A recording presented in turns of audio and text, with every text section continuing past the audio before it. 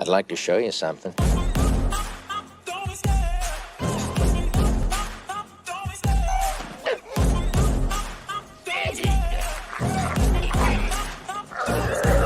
love the chase and the hunt, and I set the pace when I'm running. I always take what I want and I always give it 100. Don't need a bank, no I'm funded. Play the game like it's nothing. I'm always thankful for something. Don't take for granted, stay humble. Now wake up! It's time to look at the enemy. Look in the mirror if he is no friend to me. It's not working out, maybe it's the chemistry. It's time to break up so I can make a better me. Better believe in your mind, trust is everything. You can mold, shape, find almost anything. All it takes is some time and some clarity to find your identity. It's mind over everything.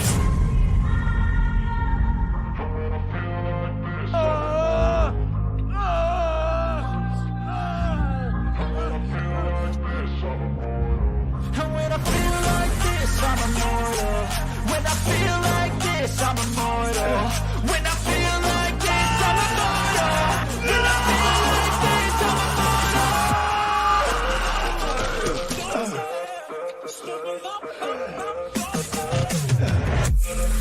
You have to ask yourself one question. Do I feel lucky?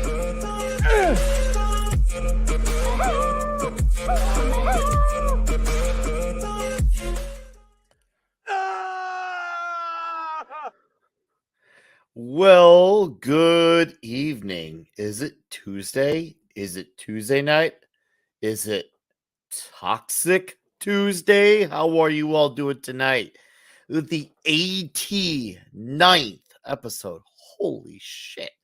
89. After tonight, we are 11 away from the big 100. So that is awesome. And there's already an army load of you here.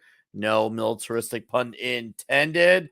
I acknowledge those faces real quickly. Aaron Ratliff, Doc Fortune, Yak Nomino, Mr. Zena 1993, Andy Messerson, John Capola, Max Mercer, Jonah Hex, my guy Christian Delorme, Davina Duckworth, Inverse Opinion, Matt Hibby Jibby, Bush McFadden, my guy Vince Womack, Action Con, Chris Molina, Bruce Lombardo of the Dix Division, RJ Godzilla, hello.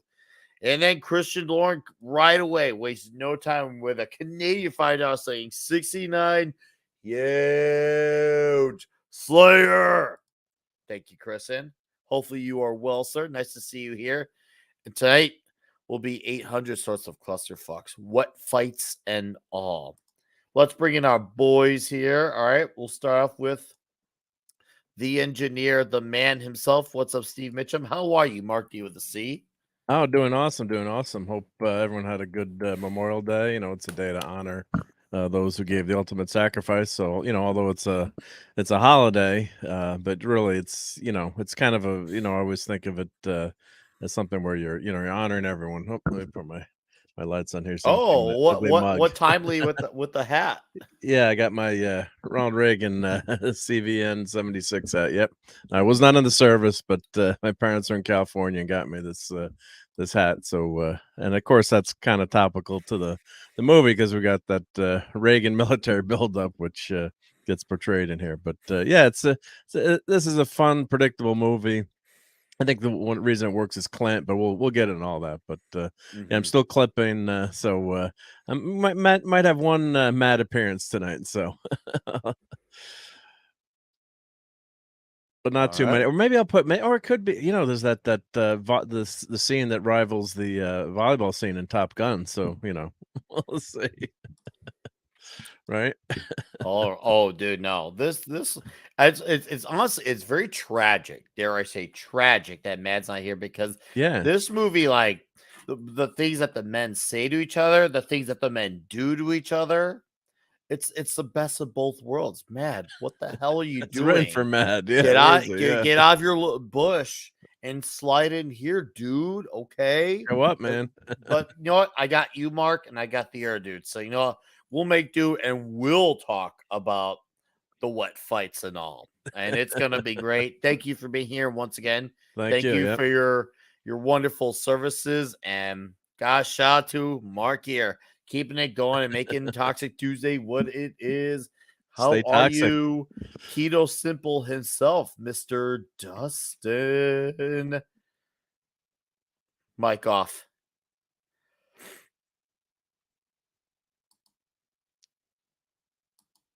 You all right there? Your mic's off.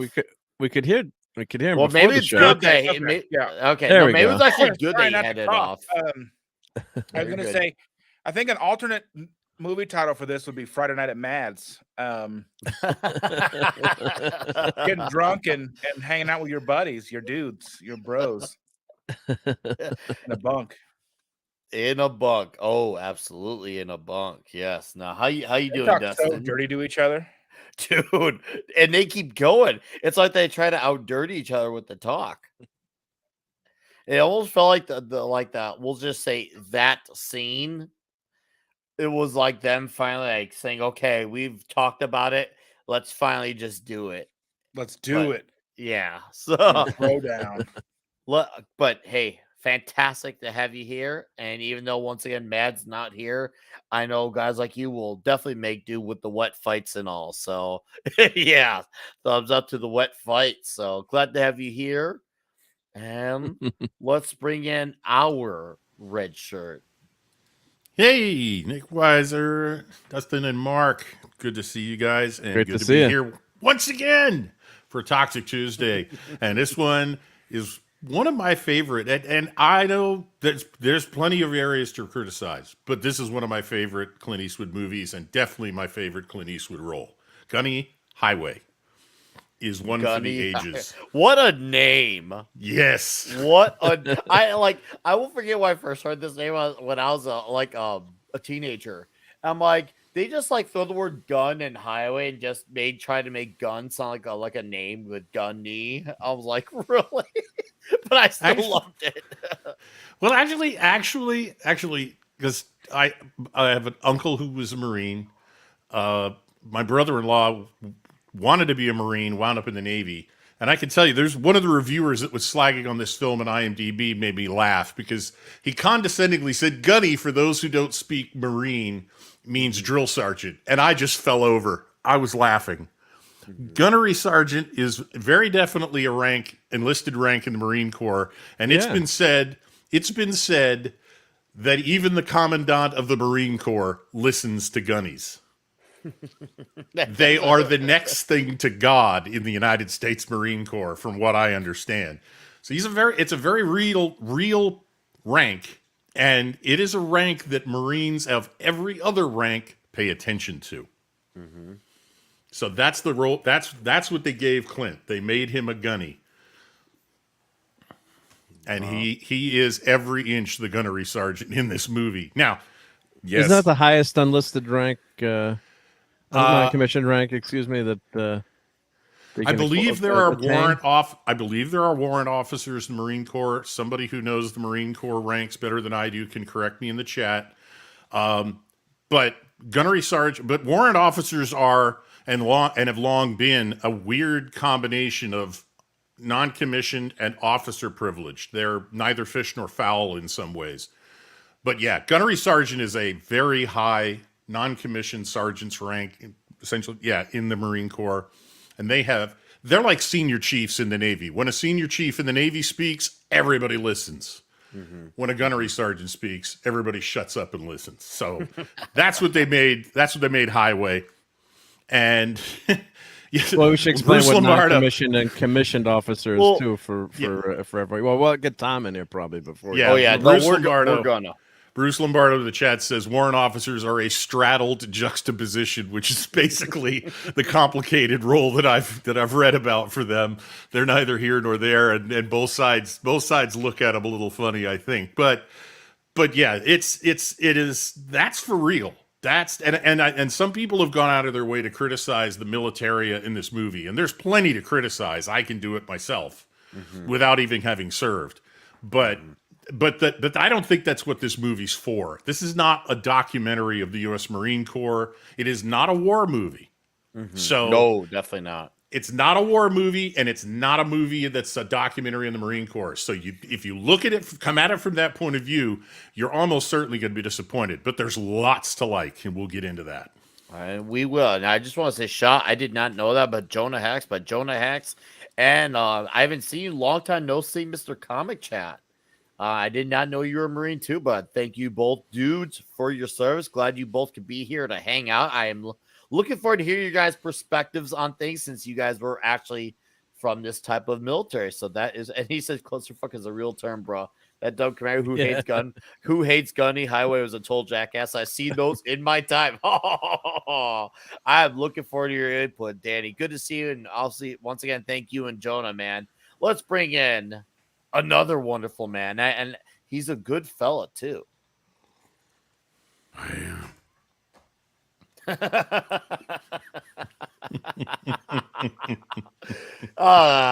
Fancy seeing you an hour later, Tom. Nuts to butts. Let's get this place in shape. Oh. All right. Well, we got the butts. We got the nuts. So Heartbreak Ridge was 1986 release, but it takes place in 1983. And I remember, I think this may have actually been my very first Clint Eastwood movie ever. Actually, I think this was actually my gateway. I think this was. So, like, for me, I was just gateway? dude, this was like, I actually think I saw this maybe even before I saw the first Top Gun. So before I learned about volleyball, this is like what really introduced me to the world of like, Yeah. that's how special The world of Mad Mardigan. this movie, like, definitely, like, I remember when I first saw, I was like, okay, Clint Eastwood, I know this name. Like, I guess I should watch this military movie. Most military movies are pretty good. Let's see what's going on here. And I just remember, like, watching this guy pretty much spitting fire of dialogue. I was like, holy shit, this guy's got a deal going on here. Okay, I gotta keep watching. And I didn't know any of the supporting other cast members' name for the longest time, just because it's basically the Clint Eastwood show and Friends. But you get a few other moments with some of the other cast members. But to me, it was always the Clint Eastwood movie and Friends, because every other scene has got him spawn off some memorable piece of dialogue. And I didn't notice until, even though I had seen it for some time, that he directed and produced this movie. I think may have been even his first ever directed movie ever. I think, if not one of them for sure. And that's saying a lot, because Oh no, I'm pretty sure he had directed a couple times before this. Okay. Yeah. So I think the only person I knew in this movie besides Clint Eastwood was Morrow and Peebles. So this was there's no way a platoon would get as slack as Rick Henry was getting before. The way they talked would never happen. Yeah, I remember, like, thinking, okay, this definitely seems like, obviously, the way the military talks at the time. I'm like, okay, these guys, this is definitely of its time with that stuff, because even though it's not based on a true story, there's obviously some real world influence, and obviously definitely not. There's Clint Eastwood influence, because I know Red Shirt, he definitely knows some things. It's just like, oh, well, they wouldn't do this or that or this or that. Yeah. And for me, I obviously I was not in the military, and I'm not really knowledgeable on military stuff, but I view this movie as a Clint Eastwood fan perspective movie that versus a military. But I definitely do not blame guys either, for, especially if you're someone in the service or someone who knows guns, you're gonna see it from that certain set of lenses. Same way I talk about comic book movies from the comic book perspective. So I get it. Oh, play Misty. I did not know that, Tom. Thank you for correcting.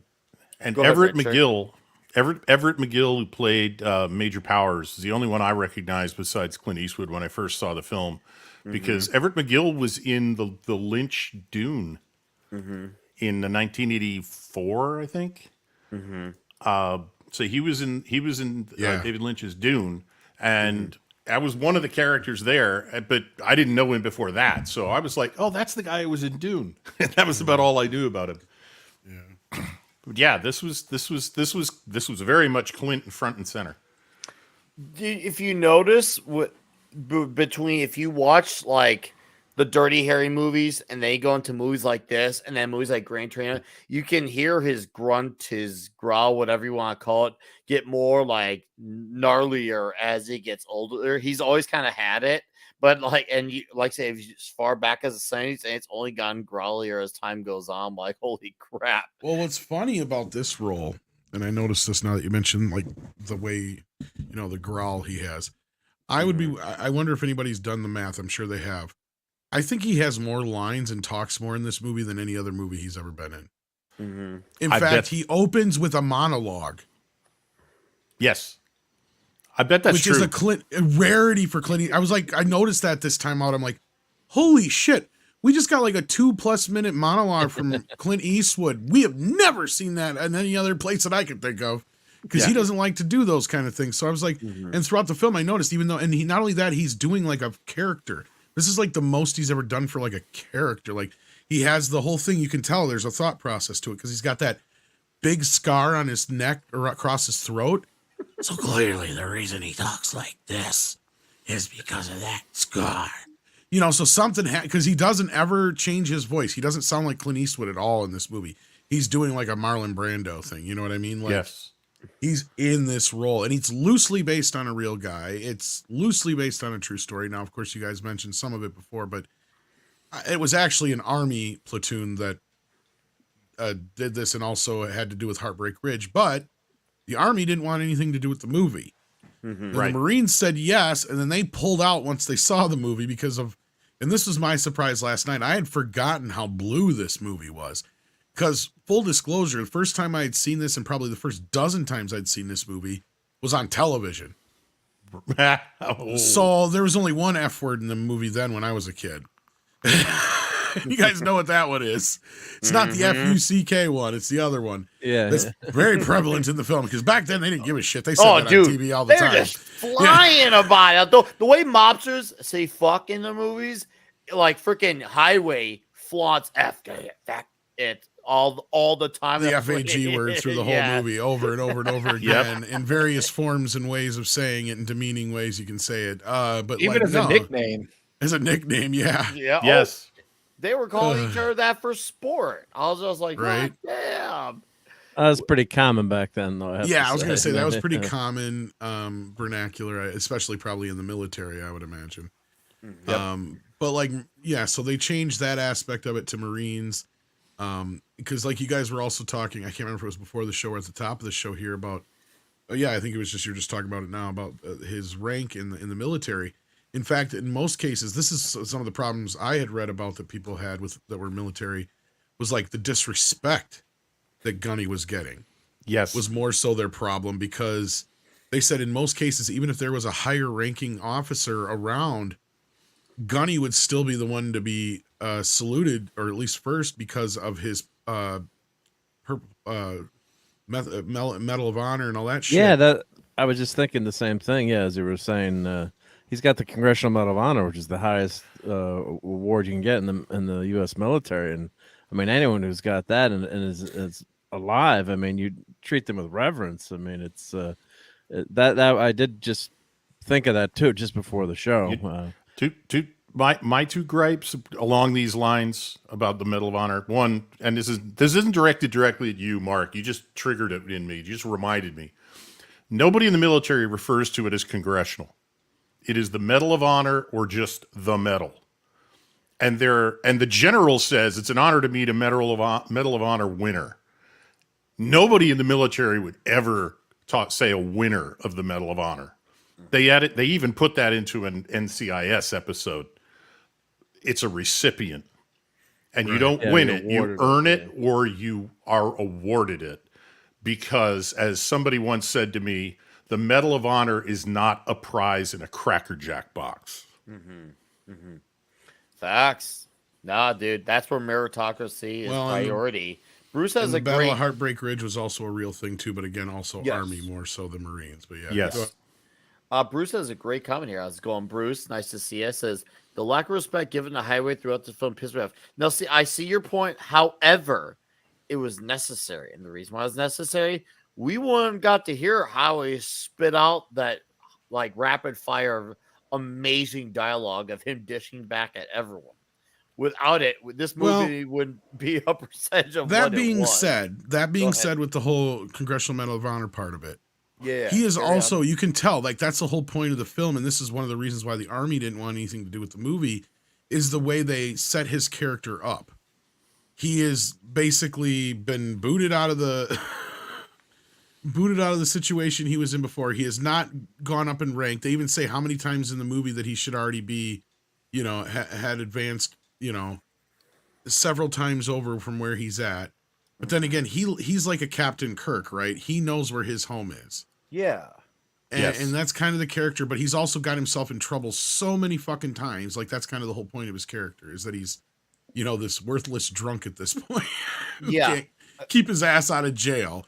And going to jail is like a regular thing for him. And they've given him his last goddamn shot, right? Like, this is it. You're done after this. He was set in his ways. He had lived the life of this lifestyle. This is who he was. And he didn't know anything outside. Even when he was outside, that's why he had his split with Addie. It's just, he was a mayhemic guy, despite all his accolades. He was just very mayhemic. Freaking, I was like, damn, this guy. And like I love when the judge is ringing off all the things that he did earlier on. He's just spitting right back at them like it's no big deal. I was like, oh my god, he doesn't take crap from anyone, up to and including judges. Yeah. And I mean, I've read a lot of military memoirs. I've been reading military history for years, like 40. And I remember going all the way back to World War II. This attitude amongst peacetime officers that saw combat, or enlisted men, sergeants, especially non-coms that saw combat, the major powers comment, they should seal you in a case with a sign on it that says break only in case of war. That is the attitude of a peacetime officer who's never served in combat to an experienced combat soldier. That is not new, and it is certainly not unique to the Marine Corps or this period. That has been around for a long time. And every time a war starts, the Army, the Marines, everybody scrambles to find those people and break that glass and put them in charge of something, because the peacetime officers, you're usually in over their heads. Mm-hmm. I remember another thing that really confused me, because when I had first watched Heartbreak Ridge, I was like, well, no, looking at some pictures of it online, and I was like, okay, cool, I'll watch this movie. I was really confused when I first turned on that maybe like the movie is wrong or I messed it up, because the opening credits were in black and white in the 80s. Turn on the color. And I was just like, is something wrong? And then, you know, I happened to be in front, and I was like, no, it starts like that. I was like, oh, okay. I didn't know. I'm new to this. But that kind of like made me wonder what I was doing with my life. Oh, shit. I got the wrong TV's movie. Broken. Well, what's funny is they also set up Clint's character that he had fought in both the Korean and the Vietnam War and done so many tours of duty. In fact, the character that he's based on, J.J. Johnson, is somebody they had to turn away because he had done so many tours they wouldn't let him do any more, I guess. Yeah. Kind of what he's based on. But like in real life, Clint lucked out and didn't go to neither. He didn't end up in any wars, actually. So So wouldn't he have, or maybe he did have, I didn't notice it, but wouldn't he have a Purple Heart? I think he has both, actually. And that's what I was saying. I think he has both, actually. But yeah, go ahead. Sorry. Well, I don't know if I noticed it or not. Well, the only medal, I mean, I don't know that he wore ribbons, and he did correctly wear the Medal of Honor on its own row above all the other rows of his ribbons. That's the light blue ribbon with the white stars on it. I don't recognize a Purple Heart ribbon. If somebody's wearing the Purple Heart medal, I recognize it, but I don't recognize the ribbon. He might have been wearing in the 3 or 4 or 5 rows. To pay attention, yeah. Yeah. and Probably even if I because they freeze do frame bring it, up that he has so much shrapnel in his body that he'd set off a metal detector. right. Yeah. So I'm sure he's probably got a Purple Heart with a couple of oak clusters or whatever they give you when you get it a second, third, fourth time. But yeah, the one that they're going to focus on, because everybody's going to focus on it, is the Medal of Honor. There aren't that many people walking around because a lot of them are issued posthumously. Yeah, I remember reading after 9/11 that a Medal of Honor recipient on going back to France, and they wouldn't let him take the Medal of Honor on the plane, and people were getting really upset because of the I've been pumping pin on it, pussy and they're since like, "Do you Jesus was a realize? corporal." Yeah, do you realize what you're saying here? Someone who, the highest award you can get in the military, and you can't let him take." And the person, understandably, the didn't want to, check their Medal of Honor in the luggage. So, it was a big to do with the ridiculous, and that's some of the bureaucracy that they get at in this movie. And I think Clint is disrespected, but I think as guys were saying, that's part of the payoff in the end, is to show what an idiot some of these people are. I don't think it would really wouldn't happen in real life. Or we're also talking about how the military build up under Reagan. So this is set in '83 after Carter. The military hadn't had the funding. It was not the fault of the soldiers, obviously, but just didn't have the gear and the equipment. And I think that's part of that. It said there too that they want infrared goggles, and they've got to sign up for it. Or one thing I noticed too was the Army helmets were the Kevlar helmets were very new at that time too. It was really a high tech innovation. So he says to the guys, like, I want to see Kevlar on your head tomorrow morning. You better not have sold that in town. But the military at this time was rebuilding and fighting the Cold War, and you had the Abrams battle tank Hold that was up. coming. Yep. I ate love this. concertina wire and piss napalm. Just that line. Yeah. You mean Go He's back still to that. talking. Holy shit! Like 2 minutes into the movie, he's still talking. I noticed this last night. I'm just sitting here going, and of course, younger, I would have never thought of this shit. But now, knowing what I know about Clint, seeing all the movies I've seen, and I paid attention to the movie, I'm like, God damn, I think he talks more in this movie than he does in any other movie he's been in. Oh, totally. Like, he has the most lines ever in all the movies put together, even probably.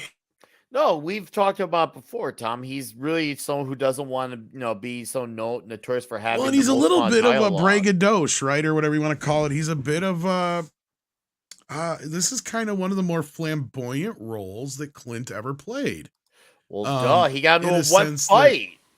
Well, and it's just the confidence and the ego that he runs into it with, right? It's not so much that. There you go.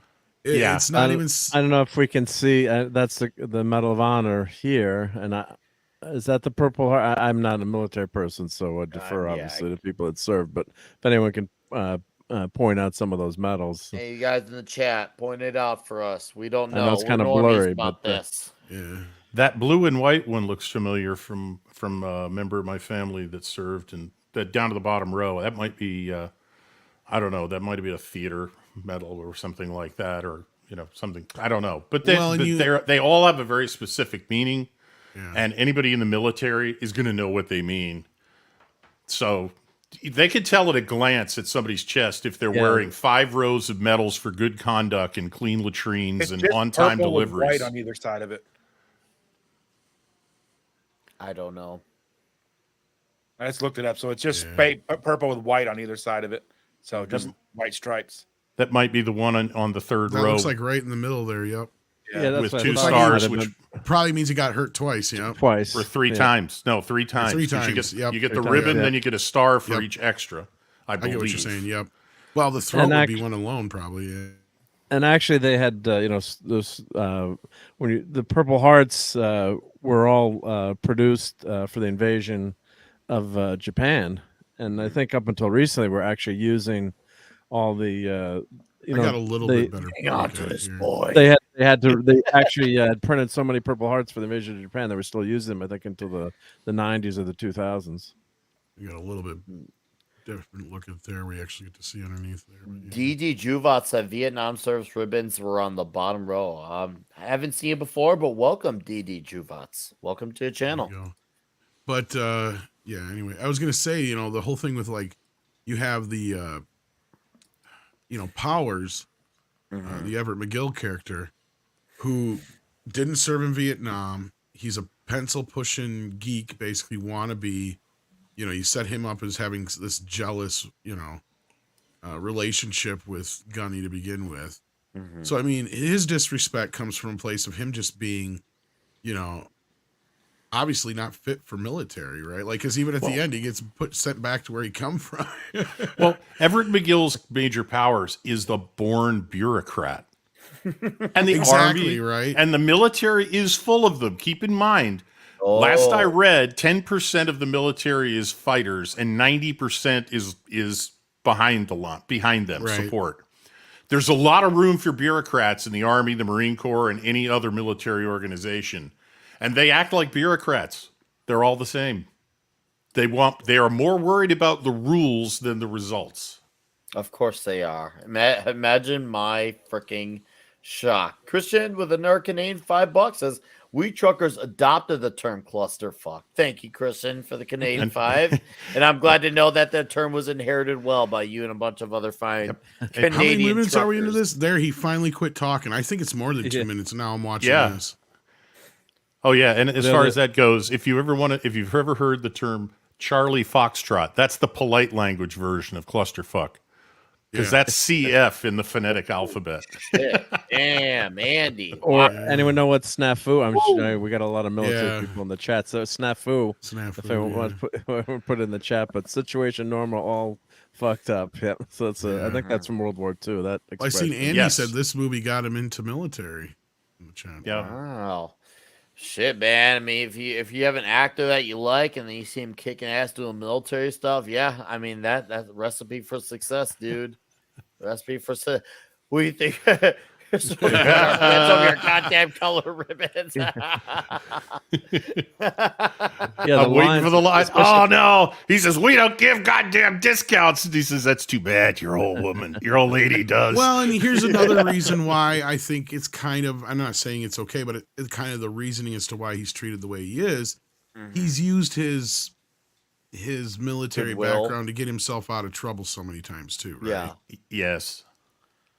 Well, that's true. He's had some goodwill to military. He's definitely shredded as much of it as humanly possible.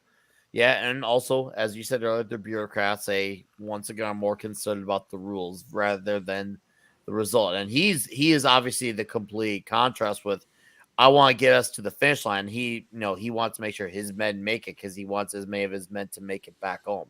He cares about people he can trust, which is what you want if you're out there, doing this shit. You want guys who you can count on, who are dependable, who aren't just gonna, fuck up like entirely. Like, no one's perfect, obviously, and shit does go wrong, but you want to have as tight, for lack of a better word, of a unit as possible. Well, and what I love about that movie is it shows the camaraderie among men, not just in military, but just in general. Yeah, Like the dude. way this movie is really just kind of peeling back any of the, candy coating of it, because this is the way guys talk to each other. Oh, Right. yeah. It's Like- beyond the locker room. It's when Oh, the yeah. boys are together, whether they're playing cards, whether they're drinking. In fact, we smoking, do all it of the publicly at above. Culture Casino. I mean, Oh, dude. Yes. Culture Casino is got roasted so hard by all of us. Like we do it for fun. Like it's Well, part of it's what just- us it's a guys do. part we love of- them. it's just a part of social thing, right? It's a brotherhood. It's a way of reminding each other where we come from, kind of thing. Especially in the military, I gotta imagine that's a big reason for it. Oh yeah. Is to keep you kind of level-headed and grounded. And it's not meant in any mean-spirited form usually. Oh, right? Like, most that's the whole it's point not of it. meant to be malicious 90%, 95%. And the 5% is usually they they just duke it out. And usually they shake hands Or you after, have like a Full Metal have a Jacket beer situation. after. Yeah, they duke it out and then shake hands, have a beer after, and then put it behind you. Usually that's the case, though. And that's the thing I've talked about with a lot of my girlfriends and other friends that were girls in the past. It's like, you were just in a fight with so-and-so. How can you just talk to them like that? It's like, yeah, we fought. We got over it. we got Like, exactly. especially with guys, like there's nothing more bonding than kicking each other's ass. For some reason, It's just one of those fucking things about us, and it's about pecking order, right? It's about, okay, we've gotten an argument. I kicked your ass or you kicked my ass. Now we know who can do it. That means you're in control or the other's in. It's just a whole, like, it's not so much a control thing, but just like, yeah, you beat my ass. I'm submissive in this situation. I concede, whatever you want to call it. And you just find a way to be friends. But that's the thing is that guy that just kicked your ass, he'll be the first one there to defend your ass if somebody's picking on you. Mm-hmm. Oh yeah, it's just the way men work, and yeah, respect is one. It's a form of respect, John. It's not exactly respect as you're right. But Tom. women don't get it because when women are fighting with each other, then they want to kill each other. Put it this way: if I was at a bar, and for some reason, which it probably won't ever happen, but if it did, if I ever saw something going on with our good buddy Culture Casino, yeah, I'd be the first person to be like, what the fuck is this shit going on? As much as you and I and Brahma, we all at Tox, we love roasting our guy, but I'd be the first one to go up. My best friend of 30 some years, I've kicked his ass like 3 or 4 times now. Mm-hmm. Sometimes it takes a couple, but usually that's when they're drunk or being stupid. It is. It truly is. Circle jerks are very social. Would get that, like, because so like my boys, like, so I'm a stepdad of 2 boys, and okay, always, like giving them shit, talking, just talking shit, right? Just just how you would with your buddies, and like they would always take it so bad, like you just say mean stuff. I'm like, you don't get. It's not like I'm like trying to explain. It's just what you do, and they just don't get it. Mm-hmm. Well, part of it we're is different animals. Men are raised now in society to be so fucking sensitive, right? Is that just because and that's where I was talking about it keeping people real and grounded, right? Like, if it was, this is kind of part of what's missing for men nowadays. And I mean, I don't mean to get down this philosophical waxing of this whole business, but this movie, I think, really does emulate a big change in what men used to be compared to what they are now. And the first encounter, let's be honest. The first encounter between Gunny Highway and Recon Platoon was prescient. This was fortune telling, because this is like a guy 3 years from retirement coming into a modern, I don't care what group of, Gen Zs or what have you, there's going to be a complete culture shock situation between them. And that's basically what this seemed to be, but this was the beginning of the change in education, right? In the 80s. And it had started when I was in school. I had already graduated from college when this movie came out, but I saw some of it, but nothing like what it became. So this movie was actually making a prediction that turned out to, whether it knew it or not, was making a prediction about the future that we're definitely seeing today. That's a great point. Yeah, I saw this movie in high school, 86. Went to see this. I remember going to see with some buddies in the movie theater. We all love the movie. And Clint is just larger than life in this movie. I was looking, he's about 56 in this movie. He's in great shape for crap. I'm catching up to him. I'm going to be 56 in a couple of years. Hard to believe when, watching this movie and you just, the tough leather neck. And, just a badass you don't want to mess with. So he's, taking these quote unquote girly men to town, or, guys that haven't been trained, using Arnold vernacular. And well, part of it, like you guys different said, kind of diverse group, right? Sorry. Yeah. No, I was just going to say, but it's part of it is he doesn't want them to get killed. He also doesn't want them to get killed. I remember talking to my dad, was much younger, before high school. So I was picking him like, what do you do, Dad, if someone calls you a pansy? He's like, you just punch him in the face.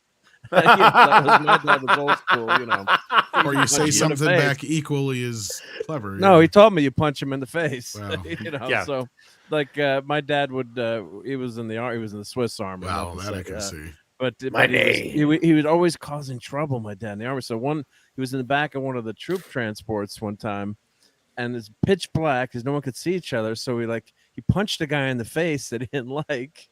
And then he told this other guy that the other guy did it, and this big fight broke out. For fuck's sake. Just laughing his ass off. I wish I had him recording. And there was someone and there's someone who had like the same, almost the same last name. And the guy's like, I don't understand why I keep getting KP duty. It's like my dad was like a fucking troublemaker. But in the end, you got to be proficient in the army, and whatever service you're in, unless someone's going to get killed, or like in the shooting range when the guy sweeps the M16 and lets rounds off. I mean, holy shit! I mean, I've had that done to me before. Not rounds going off, but a friend at the range swept me with his M16. I was like, started yelling at him like, "You dumb motherfucker! Always keep the gun down range." I mean, because could have been lights out. I mean, you never know. Yep, Something you happens. never know. So it's you can't screw around with this stuff. So it's so part of it is his self-preservation.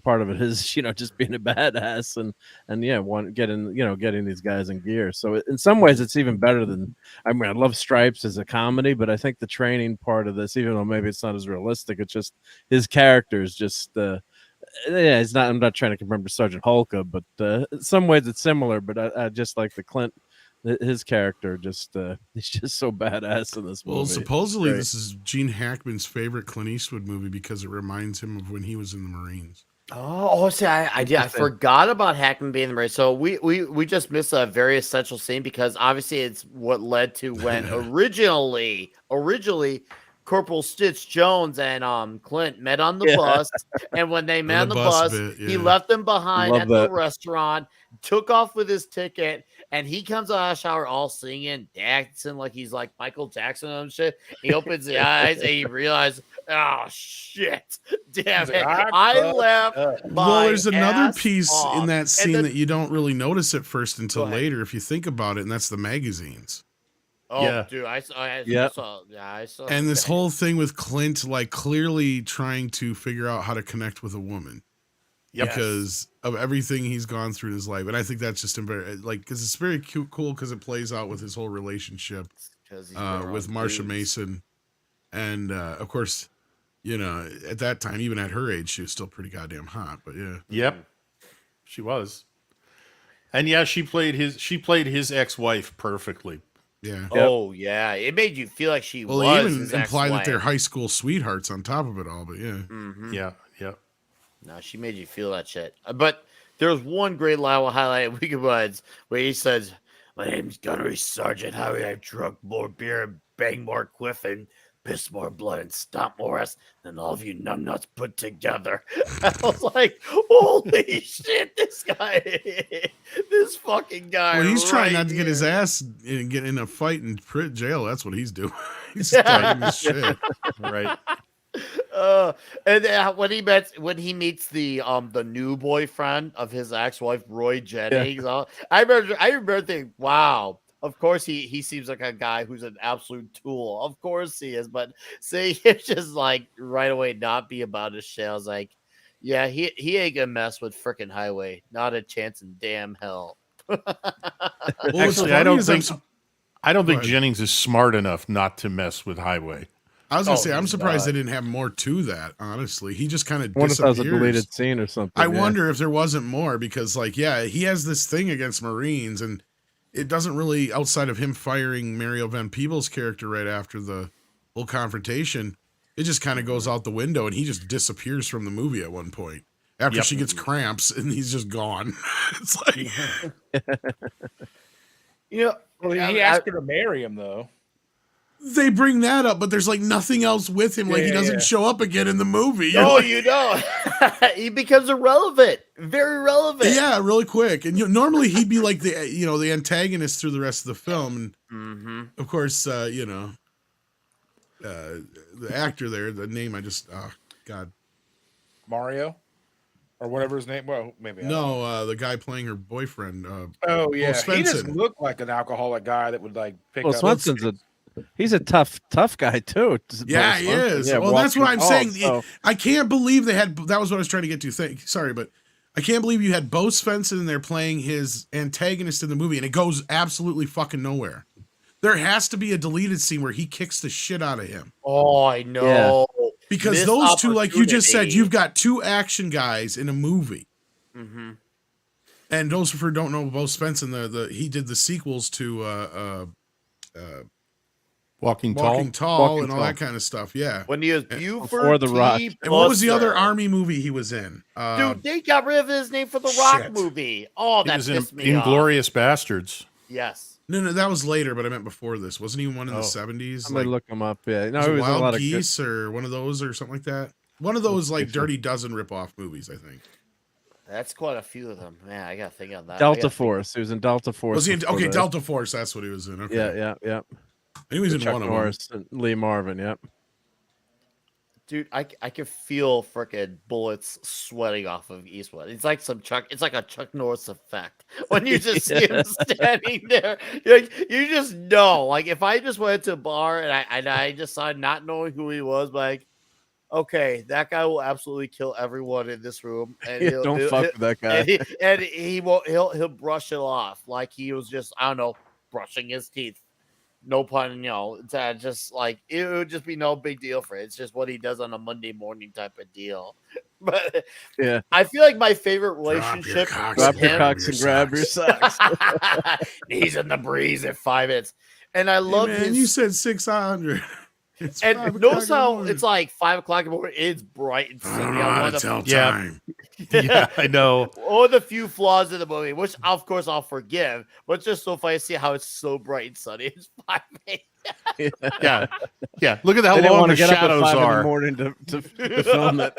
Yeah. Bullshit. But it is kind of clever how they eventually figure out how to keep up with him in the t-shirt thing. Yes. Adapt, improvise, overcome. I think it's. Did I say it in the right order, or is it improvise? Whatever. You get the idea. But it's funny to see it. Also, one of those guys was originally wearing an Iron Maiden shirt, so just had to throw that little thing in there because, well, I had to. You shouldn't litter, faggoty. So I couldn't find anything about it, but I got to imagine that the Swede didn't show up till halfway into the movie because I imagine Peter Koch being a football player at the time, he probably didn't have the same amount of time as everybody else. But what's funny is he's not as really much taller than Clint Eastwood as they portray him in the film. He's actually standing on apple boxes and shit. Because Clint Eastwood's only 2 inches shorter than him. Yeah. Mm-hmm. That guy was massive. Yeah. I think he has a YouTube channel, actually, Peter Koch. Is it Koch or Coach? Coach Koch? Well, I it know is too big to get it wrong. I know. I don't want to call him the wrong fucking name. Whatever, he kicked my ass. whatever he wants. Yeah. You decide. Whatever you want me to call you, man. Just Mr. K. We'll say Mr. K. Peter K. Motherfucker's big.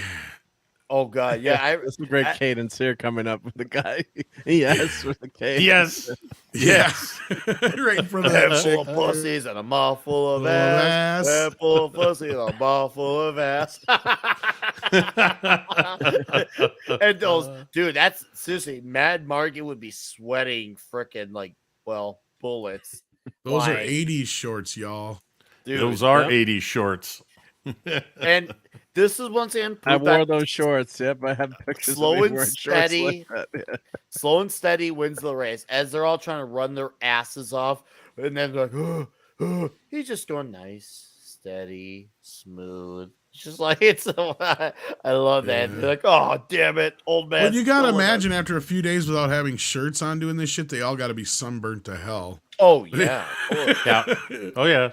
I get the impression from that scene, as they did in the ambush scene, that they would run to that vehicle and then go back. So they figured they were done. That's why let's smoke him. And they all run to the vehicle. They're all gasping and wheezing. Gunning Highway has no intention of stopping at the vehicle. He just keeps going. And they're like, oh shit, we're not done. And even if he did, he does it now just because they did that. That's the right. Exactly. Well, that's the thing about the drill sergeants, because they can do anything you can do, but more. Yes. Well, and the beauty of this character, and this is what I was getting back to earlier about the camaraderie between men, is that he takes on this fatherly role, and he knows that. Like, the best of these guys do know that, right? It's not about just being a fucking hard ass. It's not just about breaking people down. It's also about finding out what makes them tick and what their strengths are and, you know, other bits and pieces. And not only that, he does get involved in their lives, right? Like, he proves he's not a hard ass. He may have a hard shell, but he's not a hard ass. Well, I'm glad you mentioned that, Tom, because my favorite relationship of his is the one that he has with Stitch Jones, because he went from the bus to the restaurant to ripping his earring off, and then coming around with a funny scene where he mentions the hand holding later on, Mike, and it really felt like it really felt like their just friendship. We're holding hands doesn't mean we're gonna be taking long showers. Yeah. And Nick, at the when we get there, hopefully Mark will have the clip. Oh, dude, there is an acknowledgement. Scene. There is an acknowledgement, almost a passing of the torch. Yes.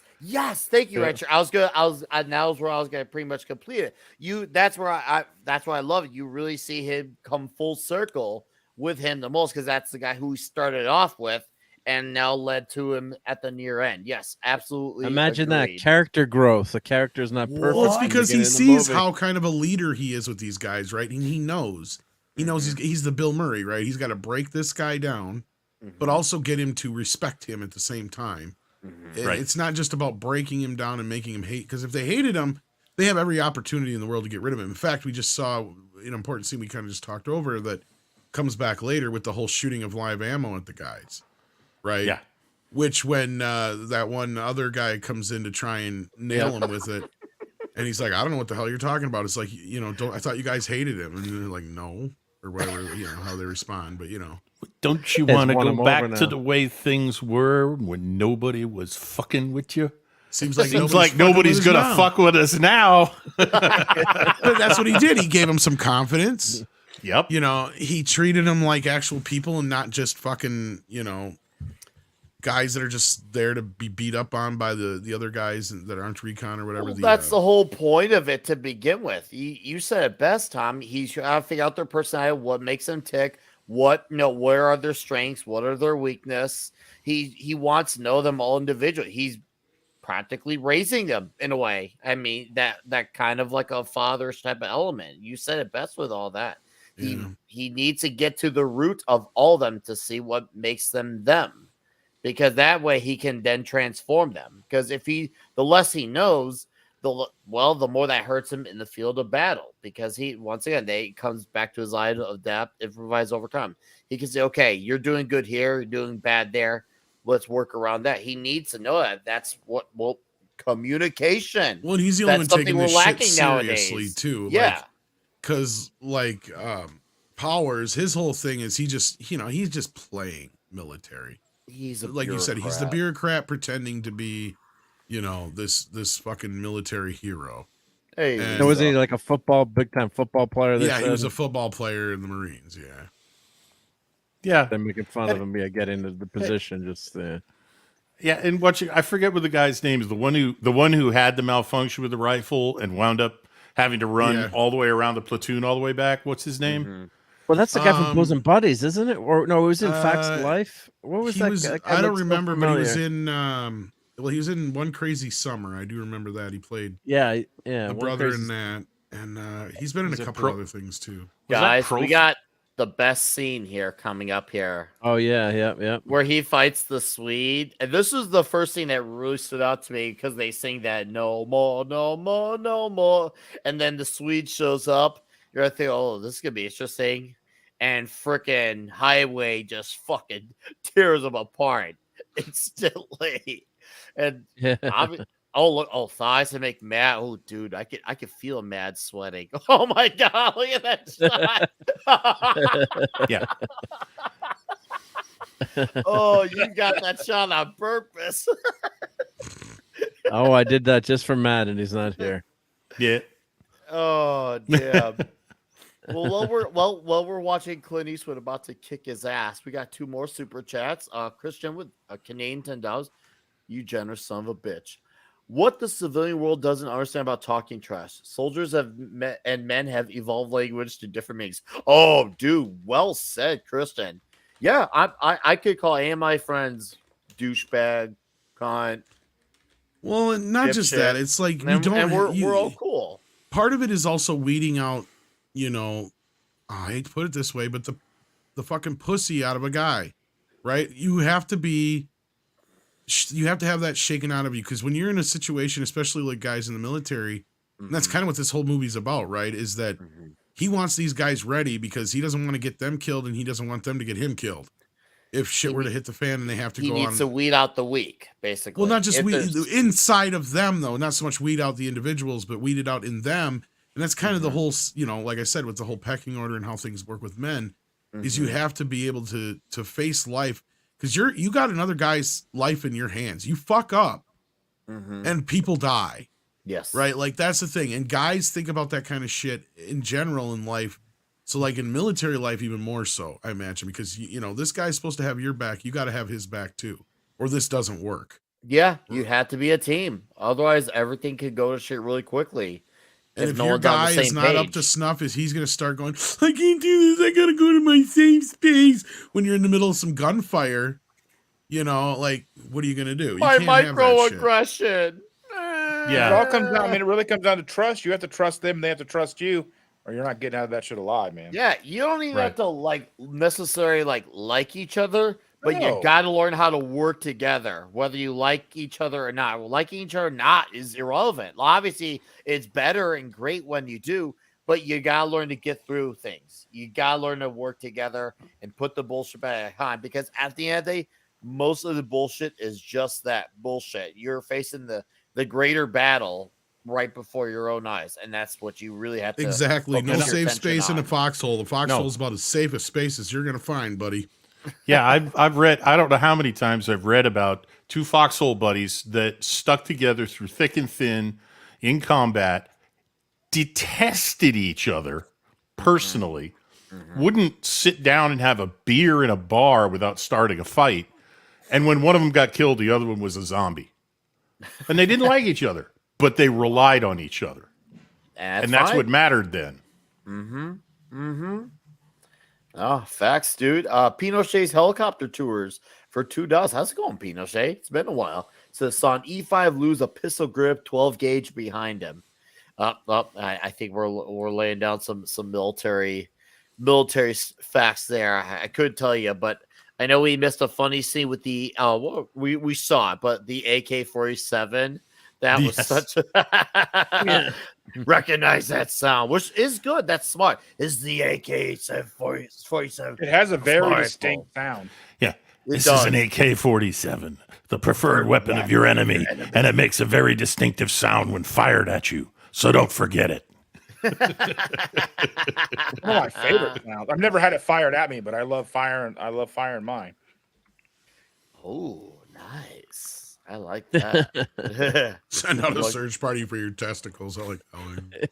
Yes. The language is so awesome in this movie too. Yeah, I remember seeing the movie. They were just laughing the whole time when they're, making fun of everyone. And one scene it does remind me of, one of my favorite movies, Patton, where General Patton shows up early to the, the command center in North Africa, and he's. No one knows what the hell they're doing, and he runs into the cook who's sleeping on the floor, and he almost trips over and kicks him.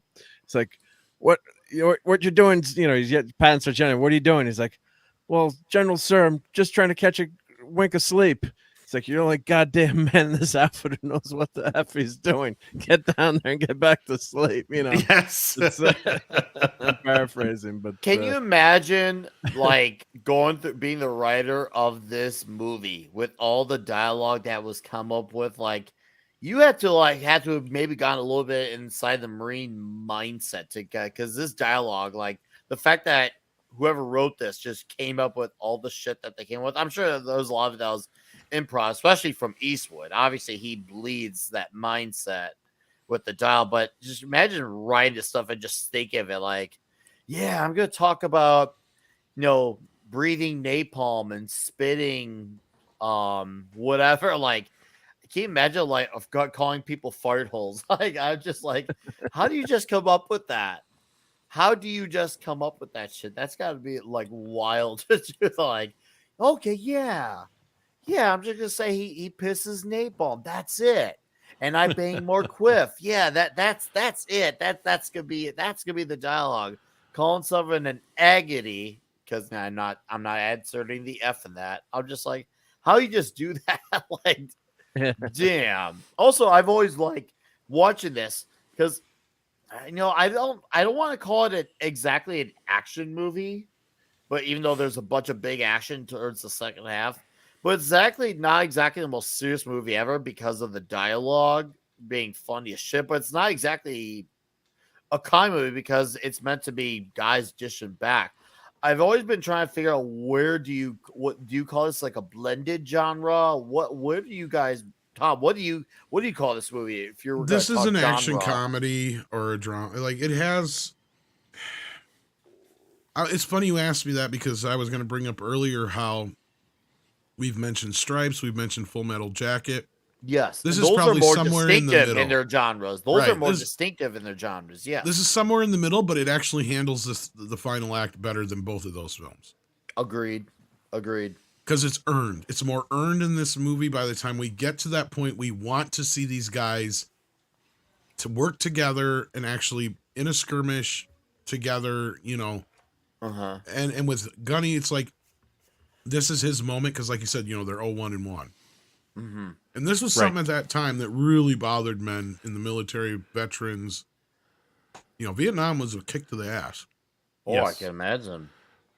I wouldn't know, but I can imagine. I would say even it's even more than that, Tom. It's the third act in this is the climax of the contest between Gunny, Highway, and Major Powers. And the question is, which of them is right? And, well, the Colonel provides the answer to that in the landing zone after they've gone up the hill and captured the Cubans in the stone building, in the brick building. Hey, are you new to the infantry, Major? Yes, sir. Come over from supply. Were you good at it? Yes, sir. Well, then stick to it, Major, because you're a walking clusterfuck of an infantry officer. We have our question answered. If push comes to shove, we want Gunny Highway, not Major Powers. by a landslide, for real. Right. Yeah. And I would say the genre, that a lot of people who criticize this movie is not knowing what it wanted to be. And I was reading IMDb reviews. Okay. I would say this movie is a character study of Tom Highway. Yeah, that's really the end of his career. What's he going to do? Can he prove himself one more time and not go out as a failure? Mm-hmm. He's basically the best soldier who never got to win a war. Exactly. One line they say too in Vietnam, he even says, we won a lot of the battles, but I forget what the next line was. But the guy said we lost Vietnam. He says, but we won the battles. They won the battles, yeah. So political, and that's that was a very common complaint back then, that the U.S. military would say, we won all the battles, but the politicians lost the war. Well, because that was the whole problem with Vietnam in a nutshell, right? Was that we were getting our ass kicked by these villagers when we had multi-million-dollar equipment, and it shouldn't even have been, the war should have been over in like 10 minutes. That's like if you sit there and when people say with the anti-gun movement and stuff like that, well, how are a bunch of civilians with, AR-15s going to stand against the government? Oh, right. That's such a bullshit. It's not about you being the one man. It's about when everyone has their guns and stand up, because there's more of us than there's more of them. Everyone, when they think about the one guy, they're thinking short-sighted with that argument. Yeah. They're thinking very small. That's a small man's argument. I don't seriously. To me, that's just at that point, it's just not an argument. It just shows you they're trying to think of a quick answer to do an aha, gotcha. They're not thinking big picture. They think small. Yeah, but I was just more that Vietnam comparison to where Vietnam was kind of like how the U.S. against England. Mm-hmm. The better comparison, though, this thing about Vietnam is it was really trying to take out a fly with a bazooka. Yeah. We were not focused enough, and the fly was never going to get hit by that. Mm-hmm. And plus, I'm not the South Vietnamese government was corrupt. The governments are corrupt. China, yes, it was a proxy war, and then of course the bureaucrats screwing things up. The bureaucrats lost the war more so than anything. But well, there's also the conspiracy that we were never supposed to win in the first place. Like we went in knowing we went in. I to heard lose. that. I've heard about that one. I don't know what to think. I don't know about the it. details. I know I've heard it before, but where we went in to lose for some reason. I don't remember why, but I've heard it more than once. Mm-hmm. I got nothing to go in favor or against or be neutral. I've never looked into it to that low to see if there's any merit to that. But yeah, I've definitely heard that and wondered, that's a very odd take there. Well, like, Vietnam why also would you had go the in to distinction. lose? Vietnam had another distinction, and Bruce kind of brought it up in the this point up in the chat. But basically, the Vietnam War was the first war to happen on primetime TV. Where people were actually seeing for the first time what war actually was like. It wasn't the glamorous John Wayne movies. Nope. Or censored dispatches. Or exactly. the censored. It was censored. Yeah, it was World War II photos were most of them were censored, or you had to go for, or the journalists wouldn't publish anything they thought that would make us quote unquote, I'm not saying look bad or just hurt morale is probably a better choice of words. That guy. That's why the Jimmy Doolittle raid was so important in the beginning of World War II, that we could show that we could strike Japan, even though it didn't really do a lot in terms of damage. It was just that psychological impact that the Japanese aren't invulnerable. We can get them on their home turf. So there's, we could probably. We get too derailed on talking about Vietnam, but part of it, it's I think, funny that they're talking it's about relevant. the Heartbreak. Go ahead. It's relevant. They're talking about the Battle of Heartbreak Ridge right here, though. So yep. But I think it's relevant to his character. Not all the ins and outs, but how people felt, and of course how terribly they were treated, the servicemen and women when they came home from Vietnam, being spat on, and it's not the soldiers' fault. So that's kind part of a proto-woke thing, this, right, Mark? Was instead of like, here's my thing is, I can respect a soldier and still disagree with whatever war they may be fighting at the time. Oh, I have that right. 100%. That doesn't mean absolutely. I can't. That doesn't mean I can't. Respect and support our. Our just military. Look at Rand Paul. Rand Paul respected the military, but he was always against the war in Iraq. He was very consistent, and he was one of the few on his side who was against it. But he still respects the military. So but you Vietnam can be vets when they came back, they were treated like dog shit. And we see the echoes of that now in the military that we have, to where if we had to go do anything right now, I'd hate to say it, we'd be fucked. Yep. Because we're a military full of pansies. Like, Gunny would fucking just freak the fuck out right now. Yeah. We need Matt. It would be nice. I know, heard some right? stories from people that are in the military now, just how bad it's gotten, and how people have gotten in trouble for doing stuff that's just ridiculous. I can't say what it is on air, but just bullshit stuff that the Army's becoming so politically correct in terms of the the leadership, also politically involved, way too politically involved. And as Rush Limbaugh was just this, the Army said, kill people and break things. That's what the Army's for. It's not supposed to be a social experiment. So it's. I remember a T-shirt that was a play on when UPS first came out with their overnight delivery service to compete with FedEx. The T-shirt showed a USMC Globe and Anchor, and it said, U.S. Marine Corps, when it absolutely positively has to be destroyed overnight. That's what the military do. That's the military do. That's what it was for then. It was to kill people and break things. It wasn't police actions. It wasn't nation building. It wasn't humanitarian aid, although they did some of that. But that wasn't the purpose of the military. And God forbid you make the military a police force. Ugh. Oh, yeah. No, please. Look what happened in Somalia, right? Yeah. Right. All right. I got two more super chats I'm going to acknowledge really quickly. Pinochet's helicopter tours. Thank you, sir, again for another $5. Says drill sergeants are no longer allowed to pin infantrymen's cross rifles anymore because hazing. We all got pinned anyway and covered for the D's. I don't personally I kind of understand that, but right now, whatever that is, that doesn't sound good. I guess the military guys in the chat can answer off of that the pin one. on without, not in the skin, not the shirt. Oh, what fighting! Yes. Yes, and I'll acknowledge this one really quick as well. Pinochet's helicopter tours for $5. Did we lose? If you ask DuPont, Napalm, General Dynamics, bombs planes, Raytheons, bombs comms, Bell helicopter, thousands of used guns. To them, we won. Military industrial complex. That one. Yeah, that one I did understand. Okay. Actually found that one. But dude, there is tons of men jumping on each other. Oh, there's some hugging, grabbing each other's legs. Where's the volleyball? Top Gun. Dude, seriously.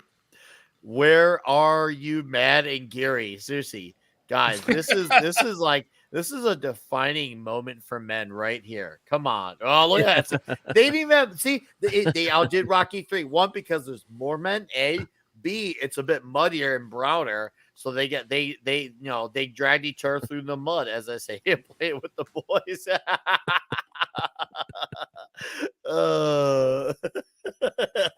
We got this one from Duff. Oh yeah. Yes, Lisa. I'm sure Lisa's definitely enjoying this big wet fight here. Oh, Mrs. Redshirt said this was her favorite scene. Oh, I'm sure. Slow-mo. Yeah. Yes. I was watching this with Stella yesterday. She was like, it's gotta be feeling very manly to be watching this thing going on and watching this with your girlfriend. So it's like, it's a pretty great scene, actually. You have the biggest dick I've ever seen on a man. That will never, ever get old. He improvised, adapted, overcame. Yeah, this scene, this movie, all these dudes, can you overcome? That time, I heard you coming. In Heartbreak Ridge. Good timing on that, Mark. You beat me to it. That was good timing. That was amazing timing. And I love how Powers just refuses to lose. Right? I know. Powers is so shook, and he's like, and then all of a sudden he's the first one that actually tries to get a landing on the highway, but then highway he turns around really quickly and sticks it to him real good. It's glorious to watch. But look at all those men there, shirts off, and they keep it that way too. They don't put a shirt back on. They're like, nope. We're gonna watch these men. We're gonna keep our shirts off. That's dedication to toxicity right there. No one can hear you come on Heartbreak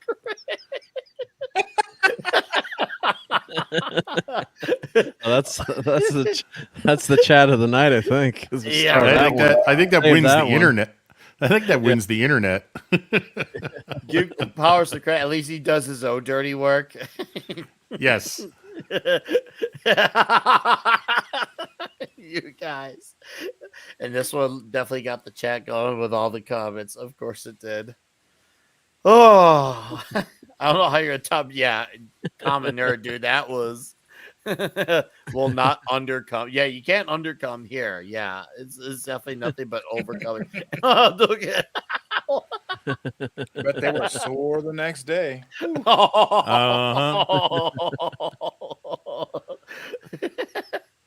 Oh yeah. Oh no.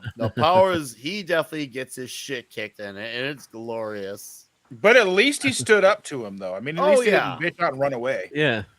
But what I love about this right here is when Webster tries to come in and tries to get them all because they're all happy about now that they're starting to like Highway and they're adapting to his methods. Webster tries to bring the energy down, and not only do they kind of stick it back to Webster, push back, but freaking Stitch starts to impersonate Highway, which I thought was perfect. I was like, no way. I kind of kept waiting for him to walk in and gonna be standing behind him when they were doing it, but he never did. Yeah. I like Profile's line there. It isn't in the clip, but they said, hey, with all those bug bites, you look like you got muscles, and you look like you have poison ivy. And he says, "Fuck you! I'm starting to get pretty good at this." And they all laugh and give him a pat on the back for being like, "Hey, where you starting? We got him going. He's turning into a Marine." What? Because when he starts to impersonate, he's like, "Let's go back to that agate first platoon." And then, don't go away, Matt. Just go away. You've been told. I was like, oh man, full. Yep. But once again, that dynamic between Stitch and Highway. He's starting to admire the guy. When you start to impersonate someone's voice, you got to have at least a little sense of respect there. That's when he went from ditching him at the restaurant to that. I love this scene. Well, imitation is the sincerest form of flattery. So that's right. Yeah, absolutely. Looking at you, Alec Baldwin, you know. Talk about how much you hate that guy all the time. But when you imitate him as much as you do, just saying. But yeah, once again, go ahead, Richard. Take it away. And you know, these guys are feeling pretty good about themselves because, you know, they were the shitbirds of recon, of this amphibious unit. Mm-hmm. And everybody knew it. They knew it. But they didn't care because they had it easy. They were sliding. Now they've got Webster. And they realize Webster's more of a shirtbird than they are now. So they could tell him to go piss off. Yeah, Lisa says, who brings a guitar in a shower? And I was like, I would love to have that Ibanez. Now, dude, that's right? That's like a rare, pre lawsuit Ibanez. It'd be worth a lot of money today. Dude, I didn't recognize that was an Ibanez. I love the way those sound. Hell yeah. Fucking love that shit. I don't do good at social gatherings. There was something along those lines. I was like, of course he said that. Yeah, he definitely wouldn't be a very good schmoozer. No. No, not at all. There's a lot of schmoozing at these kind of places. Oh, did you see the look on the general's wife's face in the receiving line when the general said to Highway, "Seen any good clusterfucks lately, Gunny?" Yeah. And his wife turns and looks at him as if to say, "What did you just say?" Oops. Well, it was a relationship of bad sex and bad whiskey. Oh, man. And then just like that, right? All you have to hear is the call. And this is where it goes full on action movie on here. Even because there's a fight and anything, I don't really consider action. But to how similar is this movie to Top Gun? We got the volleyball scene, and then we got the quick action and warfare. Yeah, another movie that came out at the same time. Yeah. But I mean, you'd be. I was amazed on IMDb and at the time reading reviews how many reviewers are pissed off and denigrating that, they go to war in Grenada. I mean, one actually said it lasted like 2 days and a bunch of Boy Scouts with a bad attitude could have taken care of it. And I was like, I'd like to introduce you to the families of the Navy SEAL team members who were dropped in the wrong place and drowned. You get just as dead in a half-assed 2-day operation on a tropical island in Grenada as you do in World War II, Vietnam, Korea, or any other war. If people are shooting at you with real bullets, you can get real dead. And I just thought it was really petty for people to complain about the fact that, yes, it had actually happened 3 years before. We invaded Grenada and stopped a communist takeover of the country when the Cubans were sent in by the Soviets as their proxies. And the United States went in and kicked ass. Mm-hmm. And they hate that. The reviewers that pick on that, I think, hate the fact that this operation actually worked. And part of it's being anti-Reagan, I think, too. I mean, Reagan was not true. very popular. So part of it was, making fun of Grenada, because, that's Reagan just, flexing his muscles, just, being macho and being ridiculous. And there were, medical students who were there that were rescued. And as you said, you were still fighting people, you risking your life. And a lot of people get killed just in training, too, in our military, unfortunately. So, all this training is dangerous, too. It's not, you're jumping out of a perfect good airplane, but hey, there's still a risk to that. I mean, it's yes, there is. You should never minimize anything that any of these servicemen and women are doing. Things can go wrong, and it's dangerous to fly an aircraft or do anything in the military. So yeah, it really that always and those are obviously keyboard warriors who never were in combat or were in danger too. So it's it's just infuriating. So I think that ties into part of that, making fun of that too. So I agree. And Keely Chow, I actually understood that reference. I saw James Baldwin pitch back in 99 or 2000. I remember that. And I do agree, Bruce, that if there's one thing that this was between, besides obviously a fight between Highway and Jennings, which we could have used, we could have definitely used a little moment for Profile to, let's just say, add some impact for his moment. And also, guys, for the record, Top Gun was May of 1986, and this was December of 86 as far as theatrical releases are concerned. So they probably shot within a similar timeline of each other, I'm sure. And, they both definitely just want to get down to the nitty gritty of homoeroticism. And you know what? Our planet is better for it because the more homoerotic, the better. And we need homoerotic in movies again. Straight up, full stop. And we're gonna get our boys now finally doing some kick ass, and obviously as also risking their lives because life is all one big risk too. Even the minute you go in the military, everything you do about it is a risk. Even if you're just trading, shit can go wrong. You guys are talking about with the battle, yeah, everything can go wrong anytime when you step out of a plane. Even when, it's everything about it is scary. I have Ben I love wrote a song called War is Hell. Some of you in the chat might know him, Toxic Holocaust. War is Hell. And man, we want to talk about a song that sounds and pretty much sums up. That song sums up, dude. They yell in the song, War is fucking hell. It's because it is. It's not something to enjoy. It's something that is very scary. The Mud Wrestler was less scary than which. I'm going to go that it was full on homoerotic. I know you don't agree, but for me, that was the beauty of it. I'm sticking with it. But hey, we're all good here, Bush. I still love your cooking photos. Don't ever change them on Gilded. And yes, by the way, carry on, Red Shirt. Just for this scene, this is based on an actual event in the invasion of Grenada. It wasn't Marines, but one group of soldiers did in fact commandeer a bulldozer to use it as an impromptu armored fighting vehicle. As ridiculous as it looks in this movie, this actually happened. That's smart, right? Yeah. That's one of those things where truth is stranger than fiction. People thought this was a joke, and I was like, no, that actually happened.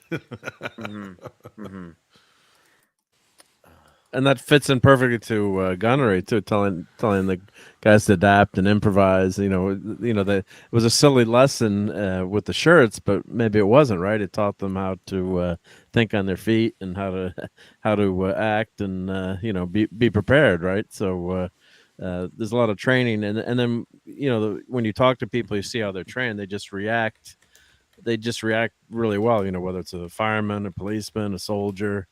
Anyone who's got certain skills, and I've heard that from people, and they just how'd you know how to do that so quickly, or act without panicking? It's like, I just been trained to do that, and it's important to have that. Your life is on the line and this stuff. So, and maybe. Well, I was going to say, Mark, to add to what you're saying, I think that's kind of the whole point of it with the shirt is that it looks silly on the surface, but it's about knitting down to the very micro details of taking every little thing seriously and adapting to every little bit of everything around you, because you got to be aware of your surroundings from every last detail of it. Know your area, be aware of everything around you. I think the shirt seems like, once again, it seems small, but it's actually big. Like, when you actually think more about it, because they want you to adapt to every little thing possible. Don't leave anything off the table. That's what I got of it, at least. I agree. Yep, I agree. Yeah, the little details matter. Mm-hmm. Something. There, something see, like Commodore gets it. Yeah, muscle memory, and also, and yes, you can blame me for using Simpsons here, or thank me, but I thought it was Granada. Not Grenada? Is it Grenada? It's Grenada. Because I remember when they were singing that song, Hello Mother, Hello Father. And Alice was like, and then Homer was like, Marge, did Bart and Lisa go to Camp Grenada? And I'm going. He's saying Camp Grenada because that's from the original song with an R. Oh, I believe. Okay. The original song is Hello Mother, Hello Father. I am here at Camp Grenada. Yes. Oh, here we got a special appearance there. Oh yeah. That is actually Clint Eastwood's mistress at that time. No, inconceivable. I don't believe it. How did he? How did that Lucky happen? dude, she's got some nice knockers, dude. Yeah, she does. She'll drive you mad. I put those knockers out. I was talking about this. We were on a pounded that walk pussy before so the hard. show. Shannon and I were walking. I was like, not a lot for Matt to do tonight. She was like, what do you mean? And I was like, oh, we just put Matt's face over nudity. Oh. That girl's pretty fit there too with the blue shorts. Who was that? With that extra there's pretty fit on the right there. Yeah. Oh. It's just so odd that everyone's like stuck in their house doomed and she's just taking random. She's shower. in the I shower. know that was the weirdest part of that whole scene for me. Yeah. I guess she couldn't be lumped in with the rest of the poors. She was, banging Clint Eastwood, so she was separate. Right. She's actually, her name's in the credits too, a shower girl or something. Yeah. It's like girl in shower or whatever. Yeah. Oh. No. Hey, well, Clint deserves it, right? Come on. If you're the big straight Hollywood up, man. star. I'm not mad at him. Yeah. I'm not related to him. What do I care? Once Like, to what kiss me woman 4 wouldn't- times. wouldn't I think fuck I'm in Clint love. Eastwood? I remember I was on a stream with Zax and we were talking about things that we were into from the 70s. And I'm like, no, I'm going to bring up a very obvious example, but still, in my opinion, very relevant. I brought up the first Gerry Gerry. And there's 3 women on the panel, and all 3 of them immediately started going gaga about Clint Eastwood when he was in Dirty Harry. Immediately. So, yeah, I'd safe to say jury is out. And I was just like, okay, I didn't expect that reaction. I thought I was just coming here being the toxic man. And all of them were going to be like, no, we don't need that here. But no, they're all over the moon as soon as I mentioned Dirty Harry Clint Eastwood. Clint had 7 kids. What can I say? He's a very productive man. Just saying. Oh,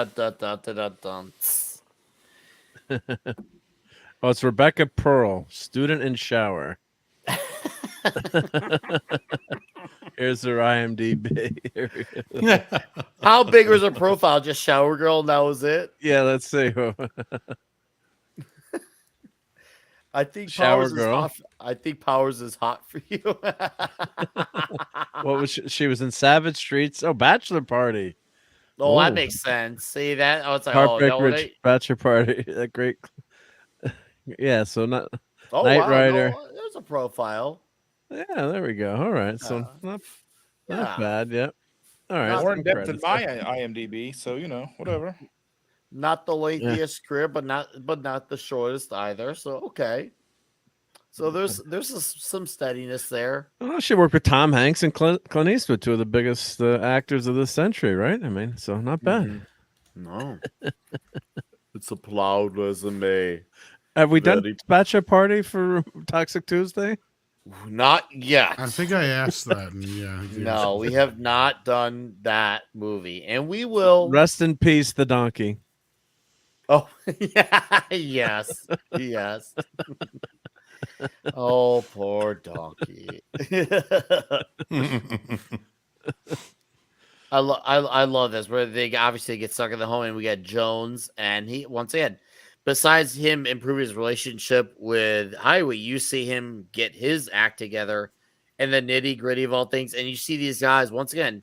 When we're talking about think about every little detail, one of them thinks about a phone and think, hold up, connect that shit and get it connected. And once again, going against all rules, but it works. And it's one of those things that, okay, damn, they really thought of all that because, it was a change from what was originally supposed to be done, but it freaking worked. And once again, for me, I look at even it's probably because I'm not a bureaucrat, but I look at the results and I'm like, okay, I'm fucking with this. I like this. Oh, it's those gonna happen. calling cards were a Gilly. pain in the ass to use too. Those. Everyone is old enough to have used one of those. You had to dial this code and then call a number, then put a pin in. It's like I remember it worked.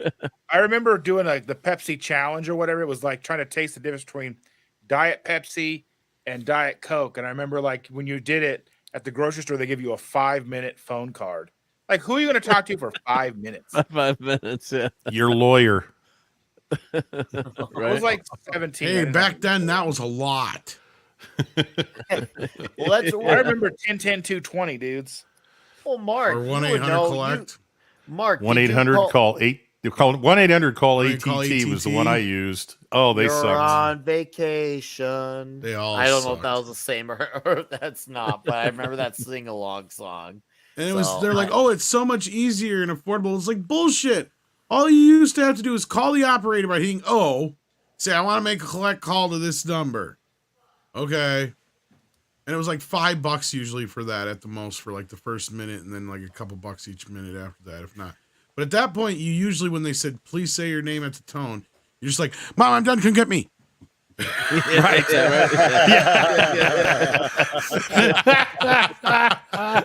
had a baby eats a boy. Yes, exactly. Yeah, we had a baby eats a boy. Yeah, that's what the joke they used to do. Yeah. Yep. Wow. In a world before cell phones and internet. Just the idea of how we long suffered. distance. Like, I remember I had to look up, was like, is it long distance? Like, I never texted anybody in Canada, and I got Brian's number. I was texting him about some stuff for his show, and I was like, wait, is it going to cost me extra to text Canada? I didn't know. Never know. That's I how think you you technically just have to have an international plan, otherwise it just won't go through. I think it should be fine because every once in a while, Christian DeLorme and I will text message each other. Some plans I think consider and it's fine. Parts of Mexico and Canada, North America, all the same thing too, though. Yeah. So it's hard to say. I think it all depends on your plan, because like I can't go out of the country, but like Andre can call me because he has international on his phone. But like right. I could call you, Tom. But he doesn't, because it costs him a fucking fortune. But yeah. Oh, I bet. Especially why would he do that when he can just call me on Facebook or something else? You know. Oh, I know, right? Facebook Messenger totally crushes like the idea you don't even of use those it. things. For Us using we had family in Europe, and we call like on Christmas, you'd say like, hello, and you can hear it echoes like, hello, Grandma, and you'd hear yourself going, hello, hello, hello. She's like, hi, Merry Christmas, Christmas, Christmas. It was like the worst connection. It was like, yes. And Dad's like, get off the phone. We've been on 3 minutes now. Like, I get to talk to Grandma twice a year. Come on. Hang up now before we get into the next percentile. Yeah. And the other thing was when we were kids was I remember, I don't know if you guys had this in your area, but we had the point where we got what was called local long distance, and it was basically like the surrounding towns. Isn't that oxymoron? I know it is totally. But what it was is the surrounding towns you could call, it would charge you, but it wasn't the same amount as the normal long distance. So it was like a reduced rate. Like I think it started around like 3 cents a minute, and then it went up to like 5 cents a minute over time. But like, yeah, so you had that part of it, and like the other side was we had better rates after a certain time. So like, Mom would be like, I don't give a shit who you call as long as it's after 8 o'clock. It's like, what are you doing on the fucking phone before 8 o'clock? Oh, dude, cell phones were 9. Yeah, I remember that with cell phones. When I used to have yeah.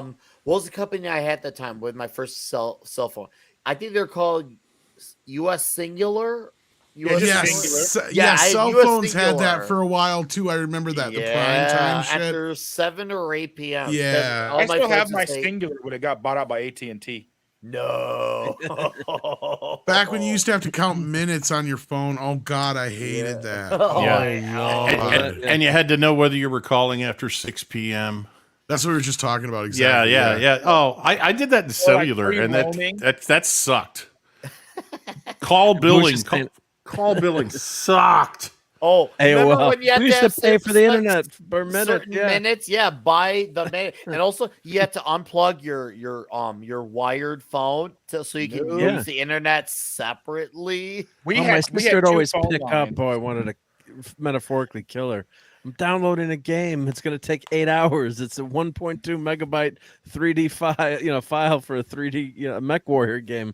And she kept picking up the phone. I wanted to remember doing nothing, and I mean absolutely nothing, and then getting kicked off the internet anyways. Goodbye. You're like, bro. Oh yeah, because when they went unlimited, it was like not enough phone lines to handle the traffic. So they'd be like, are you still wanting to be online? They're like, yes. And like every 45 minutes, it was irritating. I was trying to talk to my girlfriend in another state. Oh, one of the first man. cell phones I got from a call was the guy. Dustin, ASL. Yeah, dude. Yeah.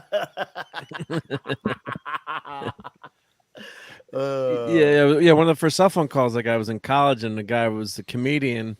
He was doing pretty well, so he had a red Corvette. He's like, he'd call me Grey Poupon. He made fun of where I was from.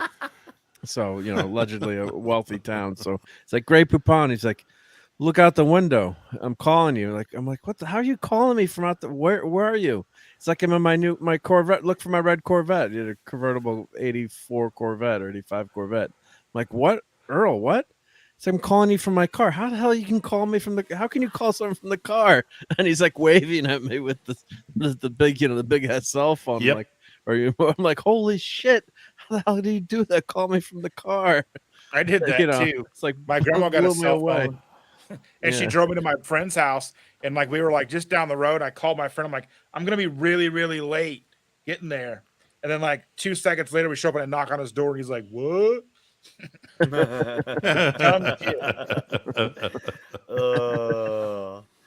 Too good. Anyways, that was actually a great tangent about the internet. It all became because of one man making a connection to reach out so they could get picked up and rescued. And I'm trying to figure out how he knew to fix that wire, because I'd be like, what? I mean, if we still got some, I'm assuming Jonah Hex is still, or maybe he could answer how he would have thought that.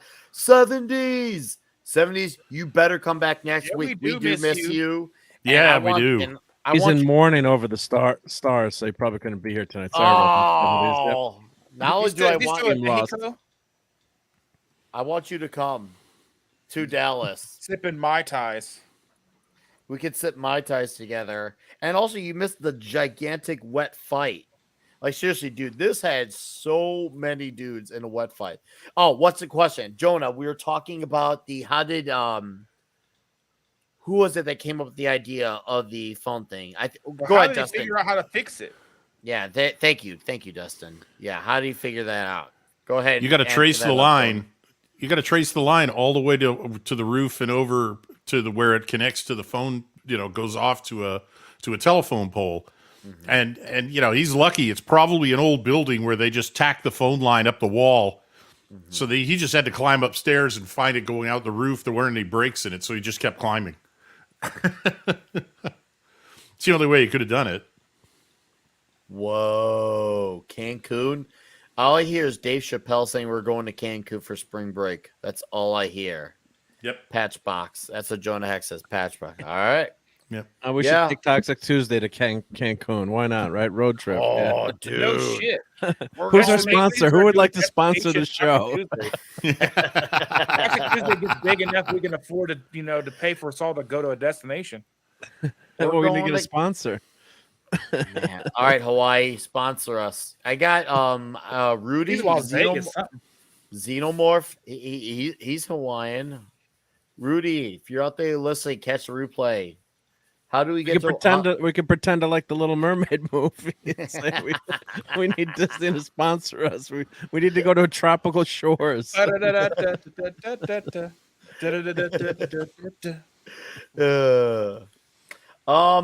just get crabs. Yes. The answer to this, Boosh, is yes. It's yes. It's nostalgia and it's review, because we have mentioned some of the flaws with the movie, but we've also said what has worked, and of course, we are definitely nostalgic for a time of movies absolutely like this. Absolutely. I mean, I love how he's the only one in the camel paint. Yeah. We were talking about that yesterday, watching, and I never pieced that together until now. Like, wow, they're all like, I guess you could say some guys have like variations, but he went all in. Like, he looks like he's like the ultimate warrior, but with camouflage. Yeah, compared to everyone else. Here goes Paul. Here's the scene.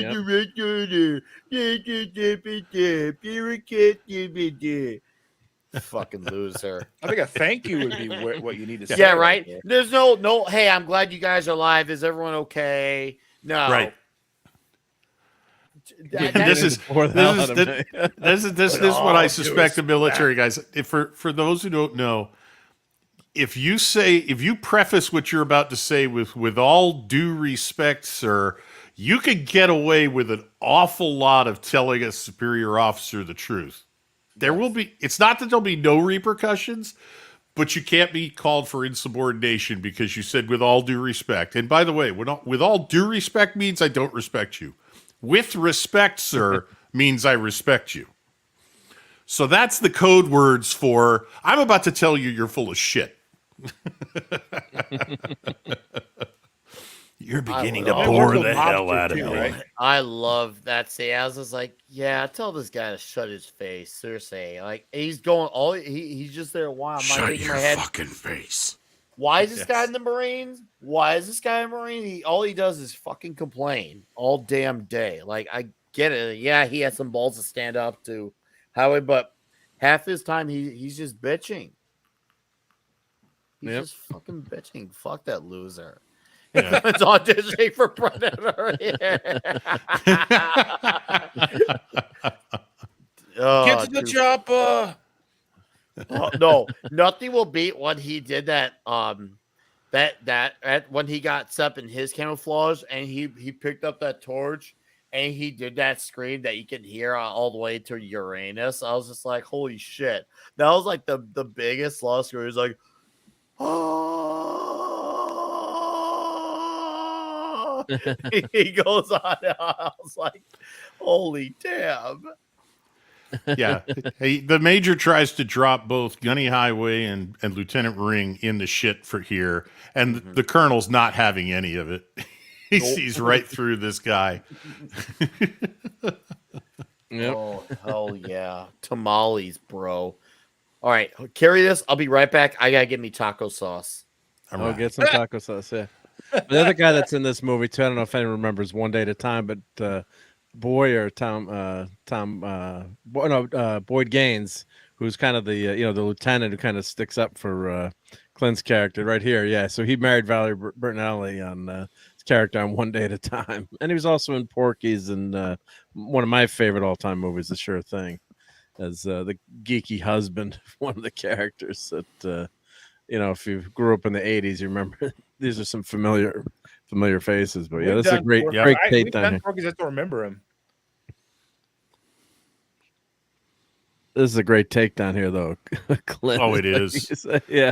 He's like, you're busted. Yeah, you're the kissing, ass kissing. Yeah, at the sergeant, like, go follow him. There's an ass that he's kissing. Get out of my LC. Yeah, exactly. Semper Fi. Hoorah. Well, that's the other thing too. Clint being in his character being in the service so long too, you'd have a ton of friends in high places too. You would think so. That kind of is that a colonel there? I thought that looked like he's a colonel there. I guess. Yeah, he's the colonel. And they set it up after the deployment drill. He says, "Did we serve together?" And he said, Chewie and I were in the second battalion, 2nd Marine Division in wherever in Vietnam. He says, "I was in the 1st. Well, we certainly chewed some of the same ground, sir. That's for sure." So there's the established connection. They are old soldiers who fought in the same theater, roughly the same place at the same time. So that's a connection that the major doesn't have. He is outside the club. He's not in the club. He's not in the club, the combat, because that's, for an infantry army soldier, the combat infantryman's badge, you don't get until you have been in combat. And I know a number of people I've talked with who are army for whom that's one of the badges they're proudest to be able to wear.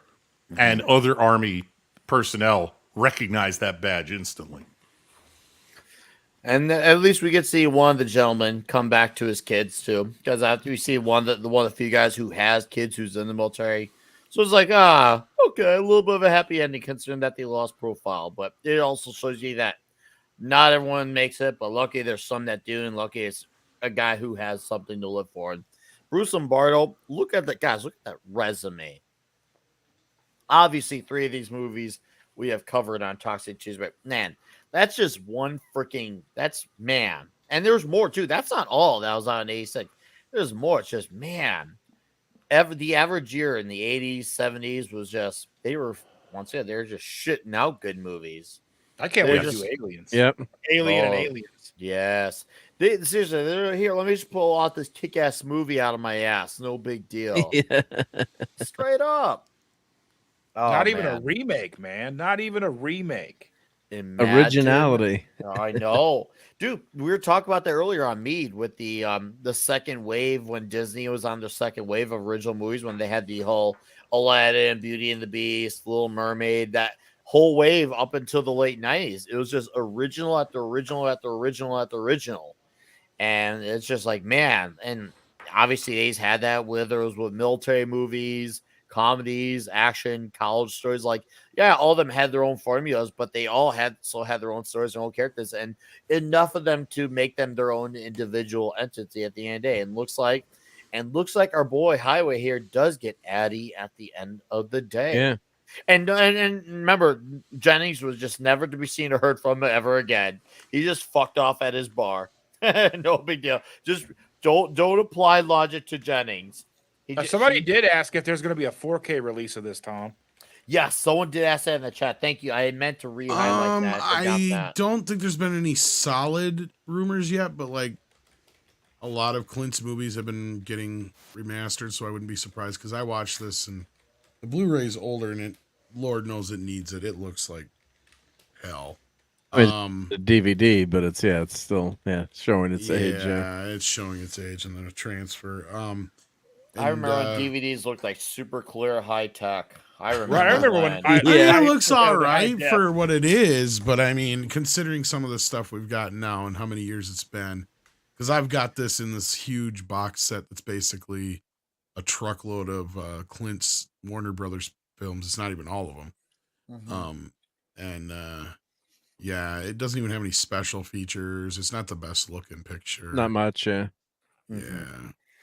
I get spoiled now by the 4K, right? I was just watching. I hope they do one, but yeah, they were upscaling Star Trek. They were going to 8K, or with AI, and who the heck knows? I mean, some of these older movies, maybe they won't even need to rescan if the technology works that well. But it's that's a discussion for your for one of your shows about physical media. But yeah, it's the way the technology is evolving. But yeah, you just enjoy the movie so much more when it's I have a huge collection of DVDs, and I pulled out some like Unforgiven to watch on DVD. I'm like, oh, I gotta buy this. And I've bought the 4K because it's like, God, this just looks so horrible on the big screen, with the DVD. So it does make a big difference. I remember when I was thinking, wow, watching these like movies from like the year 2002, thinking that looked so brand new at the time. And now watching, I'm like, man, why does this look like it's so old? I remember watching this and feel like it looked like it was state of the art. It's so crazy how that happens. Yeah. Yeah, the first few DVDs I got, I remember getting a DVD player and putting them on. I'm like, man, this is so crystal clear. And I was watching like a 27-inch like Sony Trinitron, like big old CRT, like. Mm-hmm. The first movie Blu-ray I watched was okay, what was the I'm trying to blank on the science fiction Blade Runner, and there's a scene where there's a pyramid building and the lights are kind of all fuzzy on DVD. Then I put on the Blu-ray and it was like, wow, those are pinpoints of light. And I'm like, oh mother fuddruckers, I gotta get Blu-rays now. And then with the 4K looks even better, but you could really see the difference side by side. Yeah. Bush is saying my VHS of Terminator 2 still looks good. Yeah. So Chandra you can sit there and play like broadcast TV, DVD, VHS, Blu-ray, 4K. She's like, I don't see a difference. I'm like, you have what? To be No, I don't see a difference. I don't see a difference. Dude, I remember when I moved to Dolby Digital 5.1 surround sound, I could hear the damn difference. Well, here's the thing. I can understand somebody saying, I don't care. Well, yeah, right? Like I I know understand plenty that. of people. What it really is. She's like, I don't see a difference. That's fine. That like even me, I'm sitting there just biting my tongue with the whole like up converting conversation, because I'll tell you right now, I am not a fan of up converting. Regardless of what you have, it's just in most cases, all you're doing is, it reminds me of in this whole like idea of, zoom enhance crap they have in movies. That's not the way the Force works. So what are you really creating? Nothing. You're smudging shit out is what you're doing. And it looks to first glance, oh yeah, it looks clear, it looks whatever. But then when you start to pay attention to it, you're like, wait a minute, Like something just feels off here. For like DS9, I've been watching DS9. You can't get that other than DVD, and the copy that's streaming is horrible. So, there's a upscaled version out there. I do own DS9 if anyone's but I watch that, and it's so kind of as a stopgap, I think, or if maybe for some old movies, or if the technology gets it. But I hear you, Tom, too. Yeah, a lot of it's like that. The motion effect on TVs, the soap opera effect, motion smoothness, it kills. Yeah, so but it has a time and a place, or maybe for some of the special effects they're not going to redo. Like Babylon 5, they upscaled and some never of that I can spend the money. understand, Yeah. But a movie like this would be really nice to get it in.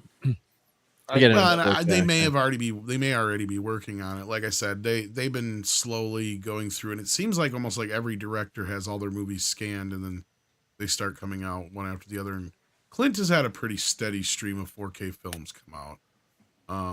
His Paramount was Unforgiven films one of the and first some of 4K movies? Because Unforgiven was one of the first 4K. That was the films, first one I remember buying. Yeah. But this is not one of his more popular ones. So like, I know Dirty Harry's coming.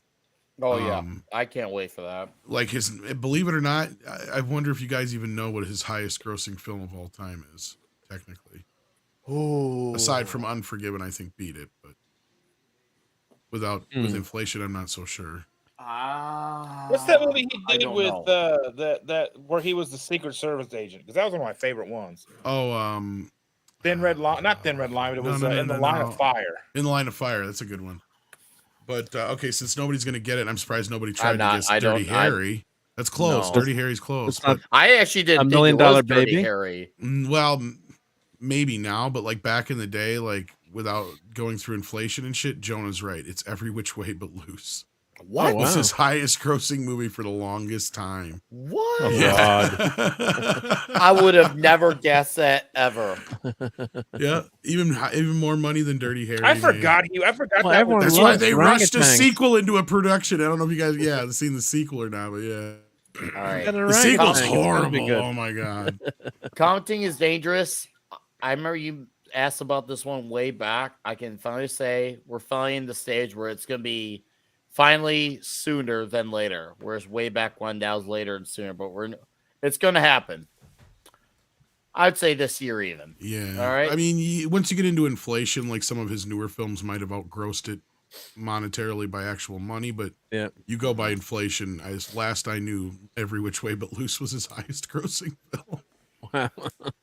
Well, it's kind of like how Smokey and the Bandit is by far Burt Reynolds' biggest film. Yeah. Oh yeah. Makes sense. You know how long that was in theaters? Forever. I mean, it was years. In the 70s. It was for box office. It was only beaten, I think, by Jaws and Star Wars. Star Wars and Jaws, yeah. Yeah, it was the third highest grossing film of the 70s. People forget how big. Well, I think a big reason why people forget how big Smokey and the Bandit was is it came out the same year as Star Wars, right? Like, yes, it did.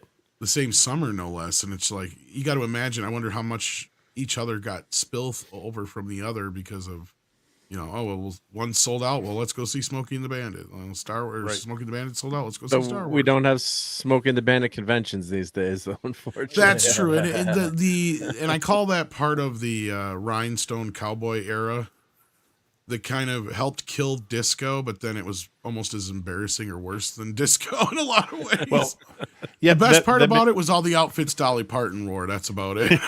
that may be true, Mark, but I can assure you from my Southern relatives that to this day, Smokey and the Bandit is considered to be a documentary. There is actually, I was going to say, there might actually be conventions, but you might have spoke too soon. I'm not might have so spoke sure too about soon, that. Right? Well, we forget how Gleason, popular, like so again, good in that. Dukes of Hazzard was a result of that. that. And I think those conventions are Saturday night at like random parking lots where everybody gets their hot rods together. Oh, and every car show has at least 2 or 3 Trans Ams, right? Like, yep. Right. My buddy actually used to have, he basically bought a 70, whatever it was, 77 or 78 Trans Am, whatever it was in the movie, and decked it all out with the honeycomb. Like, I remember him searching everywhere on eBay to get all the original shit. And it looked just like Smokey's, like Bandit's car. It was crazy. Yeah, so it was down in Nashville, and then the Country Hall of Fame, one of the museums, and I don't know if I think it was one of the cars from the movie they had. It was just whole display on that. It's just brings back some great memories. He would take his around to like car shows and stuff too, and he even had like a Bandit one license plate that he'd throw on there in front of, you know. Did he give away Coors when he met people? He may have. I don't know. That was the other thing too. You couldn't get Coors. That's bootlegging. Bootlegging Coors beer across the Rocky Mountains, right? Yeah, imagine that. Yep. So it's still that way with wines. There's still wines you can't get in certain Have we states. not done Smokey and the Bandit on this yet? Not yet. No, we will. Was it WT? Fuck, I know. And no, we will do. We're gonna do a Burt Reynolds month. We're gonna do. There we go. Do a Burt Reynolds. Why are we doing month. this? They say it can't be done. Well, that's the reason, son. Well, all right. Love me some Gerry Reed though. I don't care what anybody says. What she got on her mind? No, it's gonna happen. Trust me. It is in my brain. It's Burt gonna Reynolds happen. month. You sound taller on the radio. Don't you be cursing on this here radio. All right, I'm gonna knock out a few of these. Mr. Zenon, 1993, 8 medals of honor out of 10. Radioactive overall 8, toxic 6. Deleted scenes overall 8.5, toxicity 7. The Commoner, 9 out of 10 for watching an asshole officer get his ass handed to him. Toxicity 8.5. Needs more milk trucks. Jonah X, overall 8, toxic 8, because no women like Private Benjamin Goldie on. I mean, really, if we were ever do like a chickie flick on this, I mean, that'd be the closest one we could probably get to, right? Maybe, Private yeah, Benjamin. we can entertain that. Yeah, good. Yeah. I kind of wonder what is the most toxic female like chick flick there's there gotta is. be Between one. that and probably Mean Girls, maybe, or Clueless. I don't know. Well, not Clueless. I had to think on that one. I'll talk to Yeah, Shannon. we'll have to sit I on don't that. know. We'll sit on that and think. That's a good question. Yeah, fantastic. Heather's maybe. Heather, yeah, maybe. Well, that's just You know- dark, though. Is that? I don't know. If that's so much while we're thinking about toxicity, Dustin, sign off on your Yeah. final thoughts on Heartbreak Ridge. So this was the first time ever watching this movie. So I really enjoyed it. I'm going to give it an 8.5 in greatness. Toxicity, I'm probably going to give it an 8.5 too, I think. Oh, I think okay. and I know someone's going to come along and say it better than me, but like I mean it is that like that predictable story where he's gruffy, but then you find out that he cares. But he's such a badass and he's fucking ripped in this movie and he's running and shit. I know it's probably like all movie magic where he's only running like a block at a time or whatever, but but he's still It makes like, you believe it though. you You do believe it, and you believe it feel every- that. You believe that he can do I it. don't know. with, Clint's in you know, pretty in every goddamn frame. good shape at that point. He's in good Like, shape. Yes. Yeah. I mean, he was in his He's in pretty 50s damn and he good was in shape, fucking killer shape.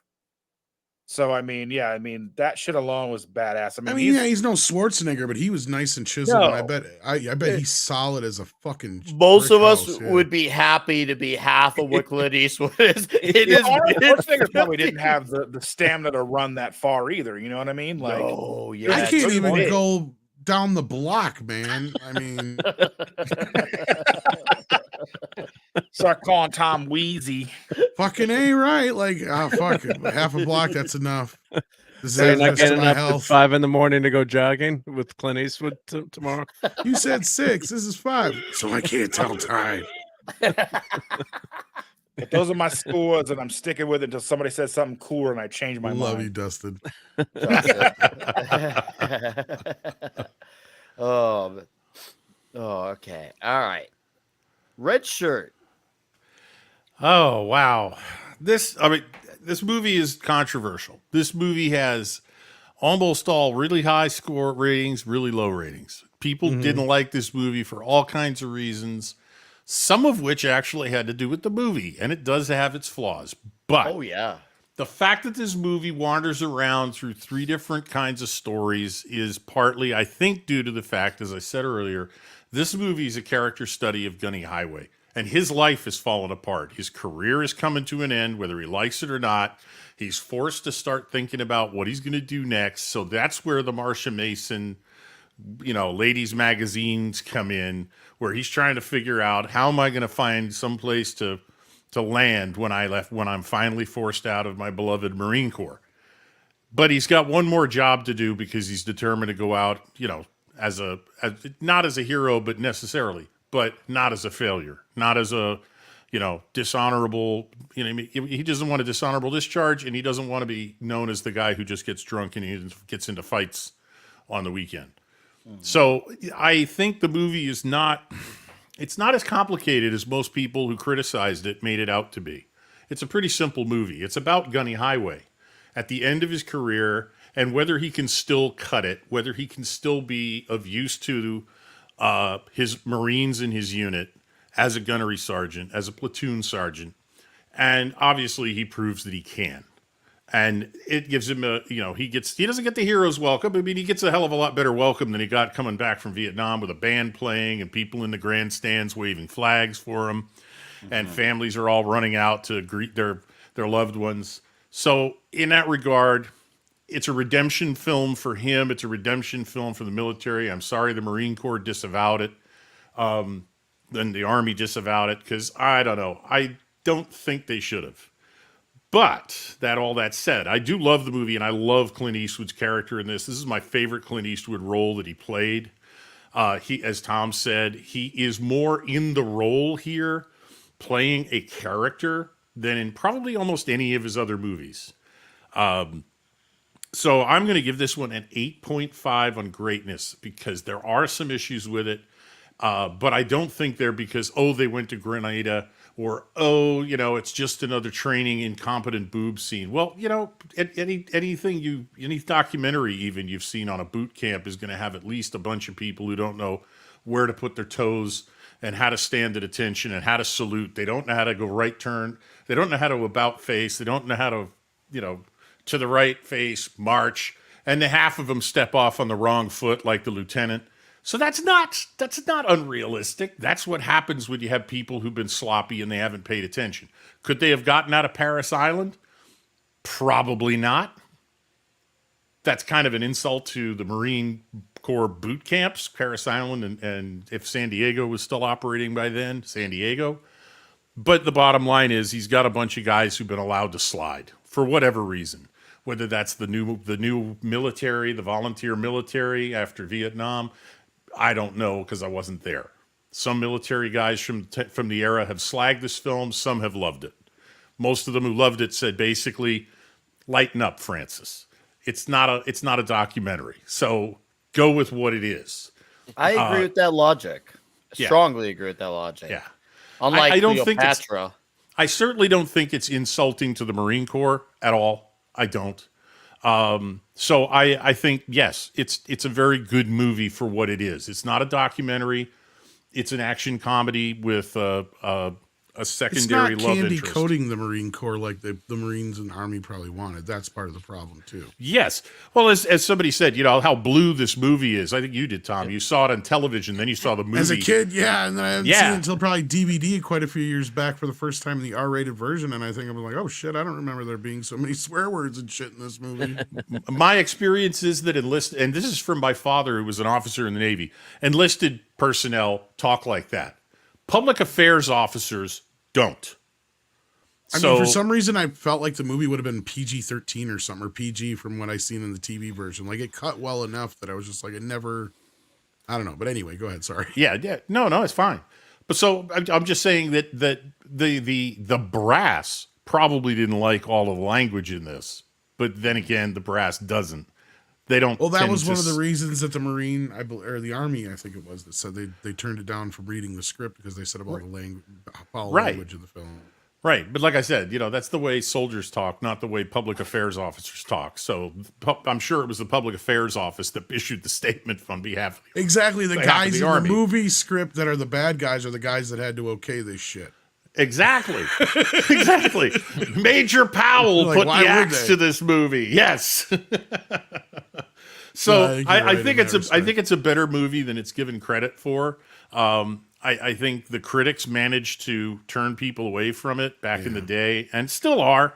But for Toxicity, I think it doesn't help that Clint's. Oh, sorry, I was just gonna say I don't think it helps that Clint's directed a lot more films that are revered more as far as military films, is kind of overshadowing it too in a way. Absolutely, absolutely. But as a film of its time, 1983, Invasion of Grenada, Cold War, Ronald Reagan, going to start World War III. Yeah. That was the drumbeat in the media. The crazy old man is going to start World War III. Notice we don't hear that anymore. But at least we got someone responsible in office who won't get us involved in any wars. Oh, sorry. Wait, I was told that Trump was going to get us into World War III by several people, including Hillary Clinton, I think it was. Yeah. So and Brandon. Yeah, and Brandon. It's gonna. I mean, it has echoes from today, and it really does reflect its time.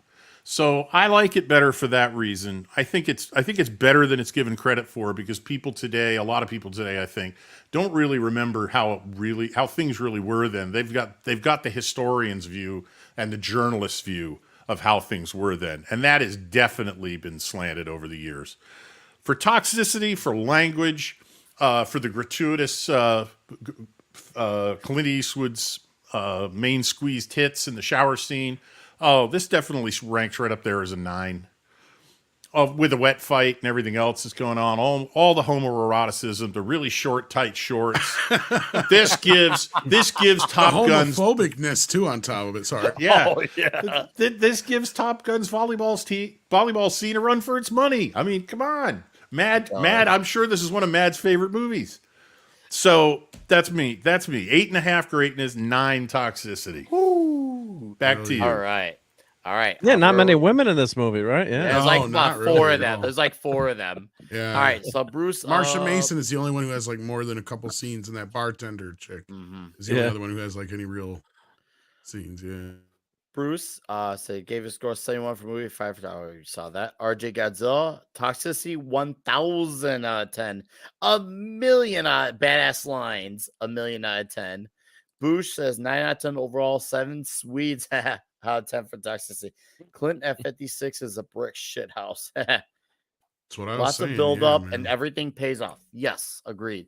Now Sheikov's gone. It's a Sheikov's arsenal. It's very well done. I may butcher that word. Well, and this is why, and I know I got a little flack in the audience, but hey, I'll explain myself here. This is why I said this came out somewhere between Stripes and Full Metal Jacket, not just in chronology, but in where it stands as far as like the type of movie it is. And I still stand by that it handles the third act better than both of those films. And I got most of the flack for Full Metal Jacket. And I'll say it, and I said it before, I'll say it again. I love Stanley Kubrick. He's in my top 5 favorite directors of all time. But guess what?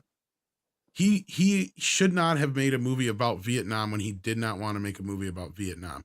It feels like it is a totally different movie when we leave boot camp. The climax of that movie is boot camp.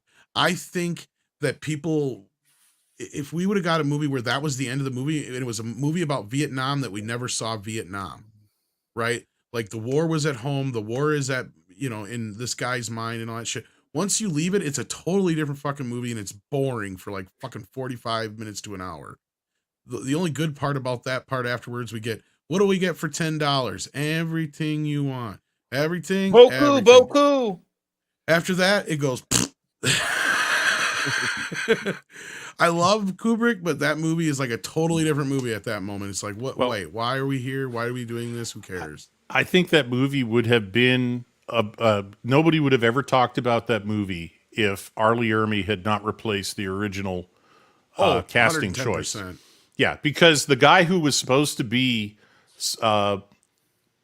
play the drill instructor turned up again in the movie. He was rehired to play the door gunner, taking Joker and the photographer out on their first assignment. The crazy one, it was just shooting people in the fields. So yeah, and that part to me feels like a sequel or something. Go ahead, sorry. Yeah, but that psychotic door gunner was supposed to be Sergeant Hartman, and it was only because R. Lee Ermey lobbied so hard for the role and got it that he played Sergeant Hartman. The whole point of the movie was that the drill sergeant is a psychotic who breeds psychotics, one of whom finally kills him for it, and then they go off into war. And it's an anti-war, anti-military film. It's actually the reason, Nick, I asked you not to use that for this week after Memorial Day. It is not complimentary to the military, and it wouldn't. One guy I emailed back and forth with, who was in the Air Force in the 80s, said of Full Metal Jacket, the first half of the movie is a classic, the second half is a cartoon, and that's R. Lee Ermey. And he's the only reason. And then this movie, though, in compared to Stripes, which did a little bit better, but Stripes even more so feels like this should be in a sequel, right? Because the climax, again, for Stripes is when they band together and, actually graduate. Like, that's your climax. Like, this other thing should have been a sequel or something down the road. Stripes 2, their first assignment. It's like tacked on that mission. It feels so tacked on, especially in the extended cut, because there's even more of it, and you're like, oh my God. And I love the movie, but it starts to drag it down. This movie, though, it's perfect. It pays off. It's paced well. It's earned, because we want to see these kids actually go in and do something, right? Like, they're being prepared for it through the whole movie. To me, it's just, this did it better. So I guess if I'm going to jump in and give you my points right now. Yeah, no, go ahead. Go for it. It's an 8 out of 10. I mean, is it Clint's best work ever? No, but it's one of his more overlooked works. We brought that up a couple times now. Why I wanted to touch this movie eventually, because it is definitely overlooked. It's more toxic than I even remember it being, which was kind of what I was getting at earlier. So especially by today's standards, this movie is probably, and I know we've said this several times, but I mean it when I say this is probably one of the most toxic movies we've ever done on Toxic Tuesdays. As far as the male toxicity in this movie, the way that it presents the character of Gunny, the way that it's very pro-male centric, 1980s gung-ho, even more so than, Top Gun in some ways. I mean, I can see this being like for what Top Gun was for, that side of things. This one was kind of similar. And I also brought up earlier that I could see this was Clint Eastwood's answer to Chuck Norris and Stallone's, Rambo and Missing in Action, but he just did it in the Clint style, right? It wasn't going to be this, glamorized shoot 'em up movie. He did it from a place of historical perspective, like he does always. And Clint's good with that. This is one of his more overlooked films. And I think the fact that, the inspiration that went into it doesn't really fit as a Memorial Day movie, kind of, sort of. I think it did. I think it was a good choice. So as far as toxicity, I got to give it a 10 since we can't go any higher than that. And it gets 10 handy Randys since Matt's not here. A handy Randy. Wow, Tom, that's filled a handy. All right. Thank you, Tom. Appreciate that well-rounded, thought out score and review. Lisa gave over here. I think she's literally the only lady here tonight. Thank you. Yeah, Team America was a little bit more toxic. I'll give you that boost. 8.5 overall. I can't do toxicity. I'd have to be a Karen woke feminist Uber leftist to rate that.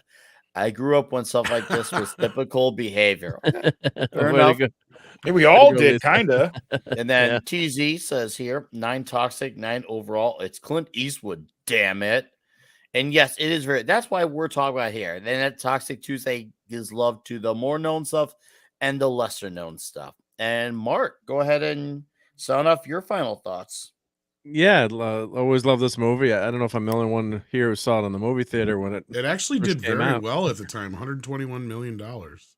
Yeah, so Clint was big. I mean, he's coming off of I guess was his last Dirty Harry movie a couple years before this, but he's one of the big stars, and of course back then movies were $3 or $5. So in high school, put it this way: the budget was $15 million. He got like $10 million of that. Yeah, so he was the second highest paid actor that year, right behind Sylvester Stallone. Yep. Oh, Deadpool's out the year after this. Okay. Deadpool came out like 89, but this is like a year or two after. What was the one? Sudden Impact. Sudden Impact. Yeah. Yeah. But Clint is one of the all-time great actors and directors. So yeah, just remember my buddies and I would love this movie in the movie theater, and yeah, you guys have covered it all so well. But it's definitely a movie worth watching if you guys in the chat haven't seen it. I think it tells a nice story about a guy that's aging out and has lived his whole life and is looking for that big last win, and he's having a midlife crisis. He's reading all the romance magazines, how to get his ex-wife back, who he I really love the still loves. conversations between those two. We didn't really talk about those too much. Yeah, those are they have a great chemistry together. I love how he's like, "Did you find our love life fulfilling? And did you think that I was a good communicator?" And all these things. It's like, and she starts turning into more of a hard ass than he is at one point. Yeah, that fight, she starts throwing the butt at him and says, "Get the hell out of here! Don't see your cracky ass around see here him throw anymore." the beer back at the house. It's so freaking funny. Yeah. When he opens the beer and it's she shook all the cans, so the beer's going everywhere. Yeah, but yeah, there's some chemistry there between the two. So that's and he kind of realizes, yeah, maybe I did screw up. I'm not. So as much as this is quote unquote a macho movie, I mean, he does realize that maybe he wasn't, there for, or wasn't, well, that's kind of the whole point. He's horrible at everything in his life except for being a soldier, right? Right. Like, that's the only thing he's good at, if not making soldiers. That's the only two things he's good at, basically. Sorry.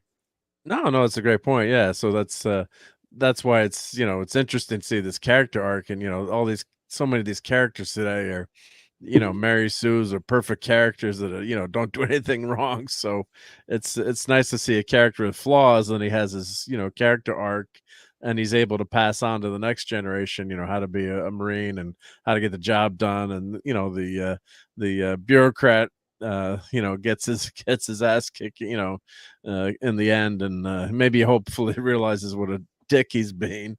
So it's got all those points, and maybe the Grenada scene is I don't think it feels that tacked on, but no, I don't think it does at all, really. But, it's natural evolution. But some people, pick on it or say, "Oh, it's just Grenada." But yeah, go grab a rifle and go fight, and then tell me how I have never experienced that. Well, it kind of justifies the amount of money and time spent on training these guys, right? Oh yeah. Like, I mean, and I think that's kind of what the movie is showing, especially like with that scene where they're jumping out of the plane. He's like, "I don't see the logic of jumping out of a perfectly good plane either, Private, but we got to do it. We got, his whole point is, to be ready for it." And that's his whole thing, is he's chomping at the bit for this opportunity. True. So is Powers, but for different reasons, right? Powers wants it for the glory and the fame. He wants to just get another shot, just one more shot, and to prove he can still do it. He could turn these ragtag kids into a fucking actual platoon. And they come in and they kick ass. Exactly. Yeah. Yeah. And the actors are good too in the platoon. And, it's kind of, that it's a classic old story. Maybe it's a little bit cliched, but he's going to, win the guys over, train them. But it's very believable. The chemistry between the actors, and the Swede character was great in the movie theater. We're all cheering for that one, when Clint kicks the Swede's ass. This is just some great, and that the opening, I think, really set, as you talked about, that long monologue really sets the tone with all the battle scenes. I'm assuming those are from World War II, Korea, and Vietnam, and this is set in '83, so Vietnam's only less than 10 years out. I mean, '73 was basically the end of most of the hostilities, but it's really close to the to everyone's 74, 75. They were still pulling out, but but so it's really in the consciousness. Not that far removed. So pull out. Yeah, but it was only 8 years. How big you got to be to take 2 years to pull out? Well, it was a fucking mess, dude. It was a mess. It was a mess, and that is a whole nother stream. It was 75 when the last staff was taken off the embassy roof. So it was only 8 years after the final pull out of the United States. The short version is, and Andy brought it up. If Andy's still in the chat, full credit for it, but he brought it up earlier. The shortest version you can tell is this: is like, we basically had it won. Nixon had considered it a win, and then as soon as they got rid of Nixon, that's when the left came in and called it appalling, and it was clearly a loss, and all this other bullshit. Maybe this comes in with this whole thing where you were saying before of like, we were supposed to lose. It's like, I don't think we were ever meant to lose so much as the left wanted us to lose. They wanted us to lose badly. Yes. They pulled the funding for air support for the South Vietnamese, which essentially guaranteed the final result. So whether there was a win available there or not, there wasn't after the U.S. pulled its air support for the South Vietnamese army. So that I took a whole college course that argued this whole topic. And it's fascinating, for a semester. yeah. And I would love to be able to hear more about it. It is. We should do a Vietnam movie soon to kind of get more deep into it. But like, yeah. Uncommon Valor is one of my favorite. Well, it's after. Yeah. Well, is it Born on the 4th of July, a Vietnam movie? Yeah, I think so. Yes, yeah. I've only seen that once because I couldn't. Well, I never want to watch it again. I thought it was too good in what it did in terms of being the brutality of war. And there's another one kind of like that with John Voight. What's that one? Deer Hunter. No, not Deer Hunter. Coming Home or something like that. Yeah. Or for early Vietnam full combat operations would be We Were Soldiers once. The Deer Hunters are hard watch too, but yeah. We Were Soldiers just because nothing happens for 2 hours, but yeah. So anyway, so I'll get back to my review. No, Deer Hunter's good. It's just it takes a while. Yeah. No, that's a rough movie to watch. Yeah, but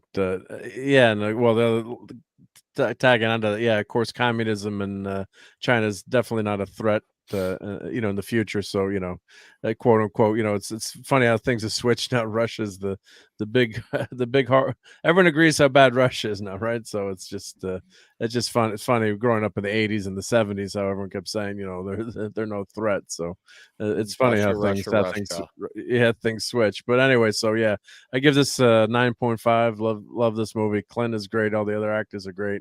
Toxic. I mean, what a toxic MFer he is. If he walks in a bar, he's like one guy, he's got that persona. That's why he's so popular, all his Westerns, and as a tough guy, he pulls it off. He's in great shape. So yeah, I'm giving it like an 8 in Toxicity. And the language, the language was toxic. Yeah.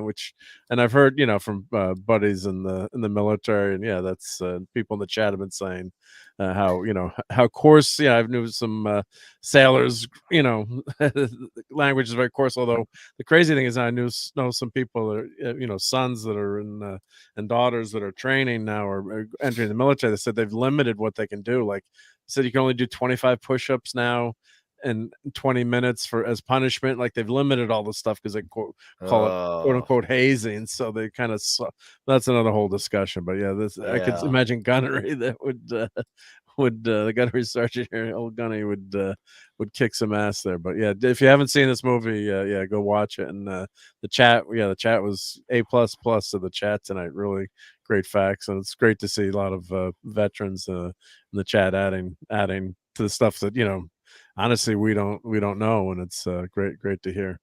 Oh yeah, no, it's always good to have that added perspective because we admit when we don't know something.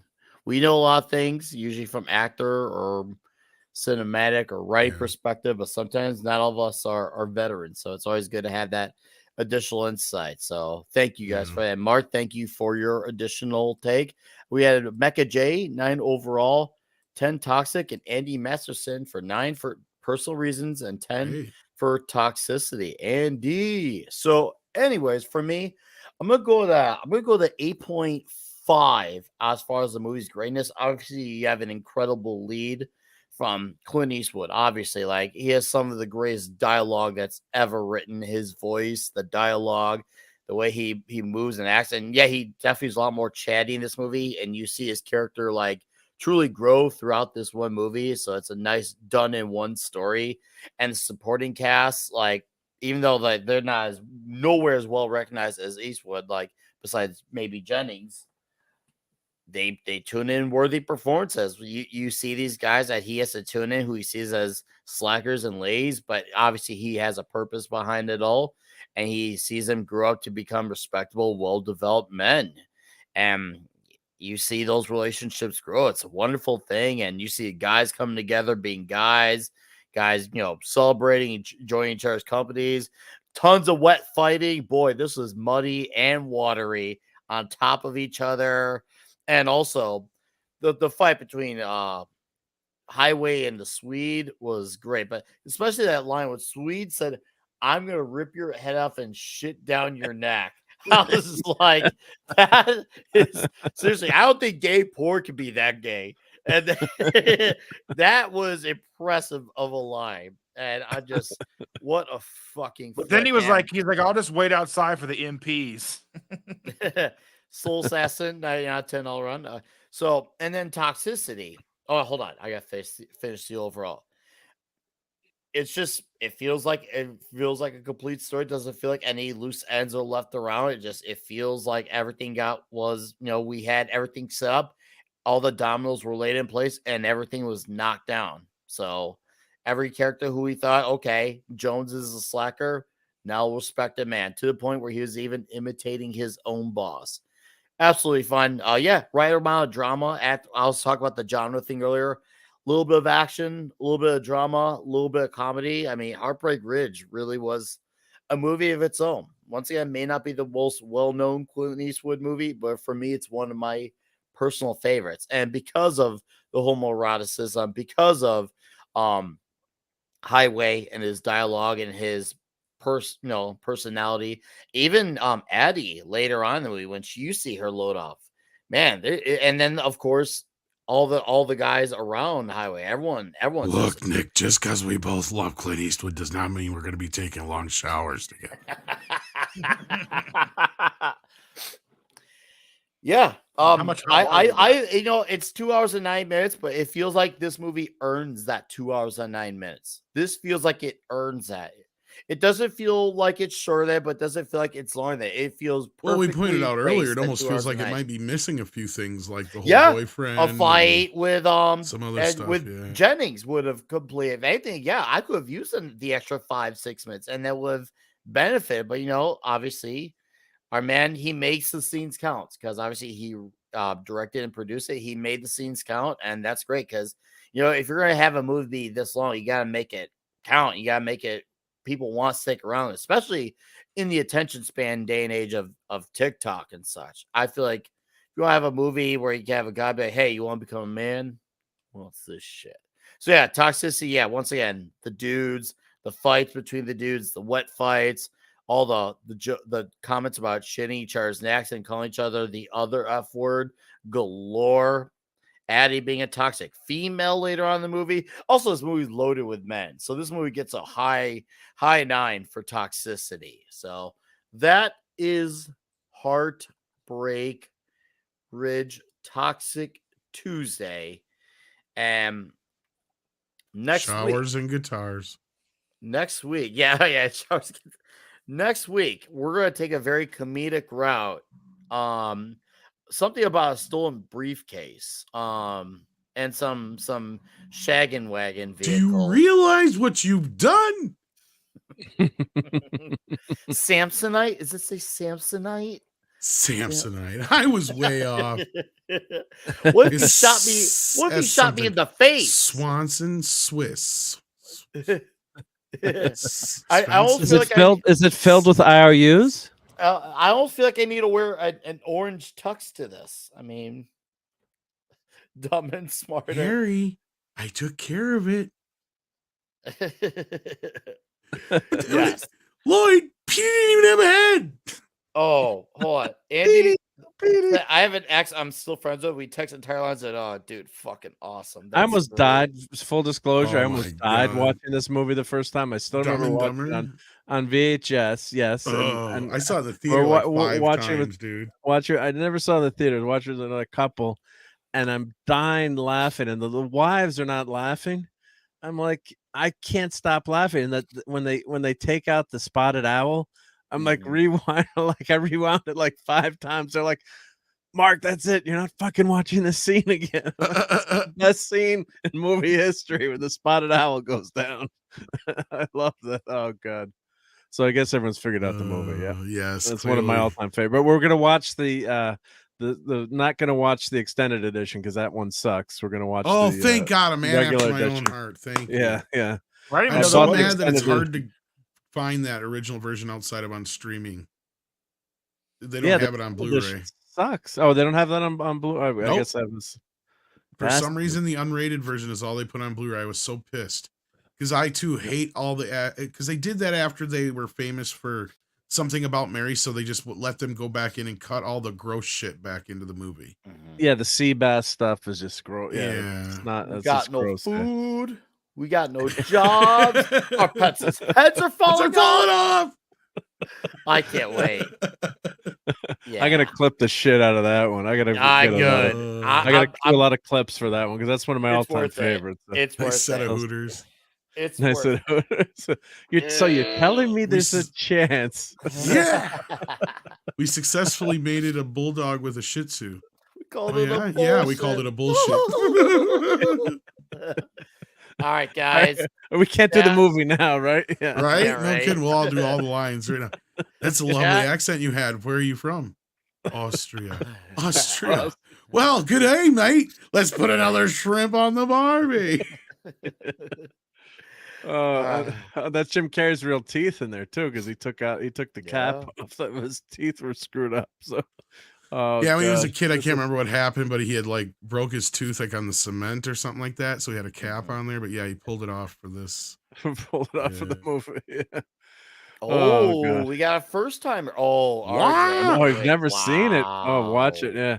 Watch it. Oh, yeah. Watch it. Yeah, that's next week's Oh my God, would you movie. look at the butt on that? And you're gonna find out. You're gonna find out that he works out. I'm not sure I should admit this, but I've never seen it either. Yes. What? You're gonna find out we landed on the moon.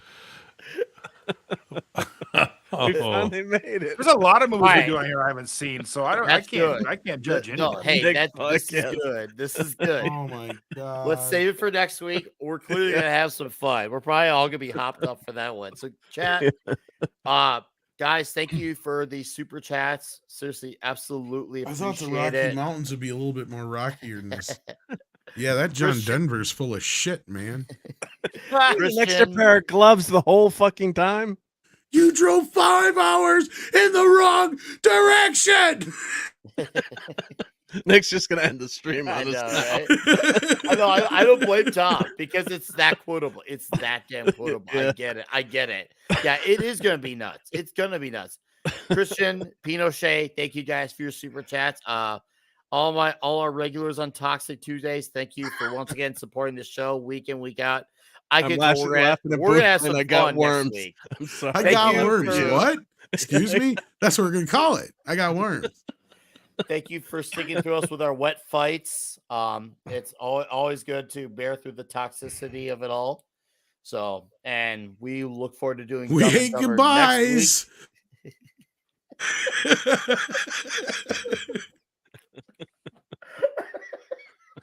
Oh man, we can seriously do this movie right now. But we're seriously.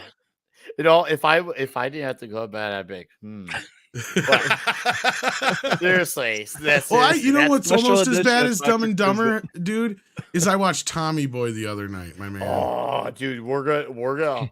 It's not John Hancock. Almost as quotable, Herbie man, right? Hancock, yeah. Let me tell you why I suck as a salesman. Holy shnikes.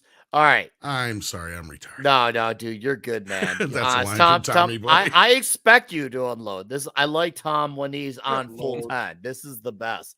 I like it when you're. I really wasn't apologizing there. That was a line from Tommy Boy, but yeah. Good, even better. I'm glad I didn't catch it. Even better. Yeah, chat. Thank you for supporting Toxic Tuesdays per usual. And to the newcomers, I hope you like what you saw, and I hope you come back for Dumb and Dumber. Because seriously, we're gonna be loud up in this bitch. Yeah. Bees! They're everywhere. That's what Tom's gonna plug. He's gonna plug in Dumb and Dumber.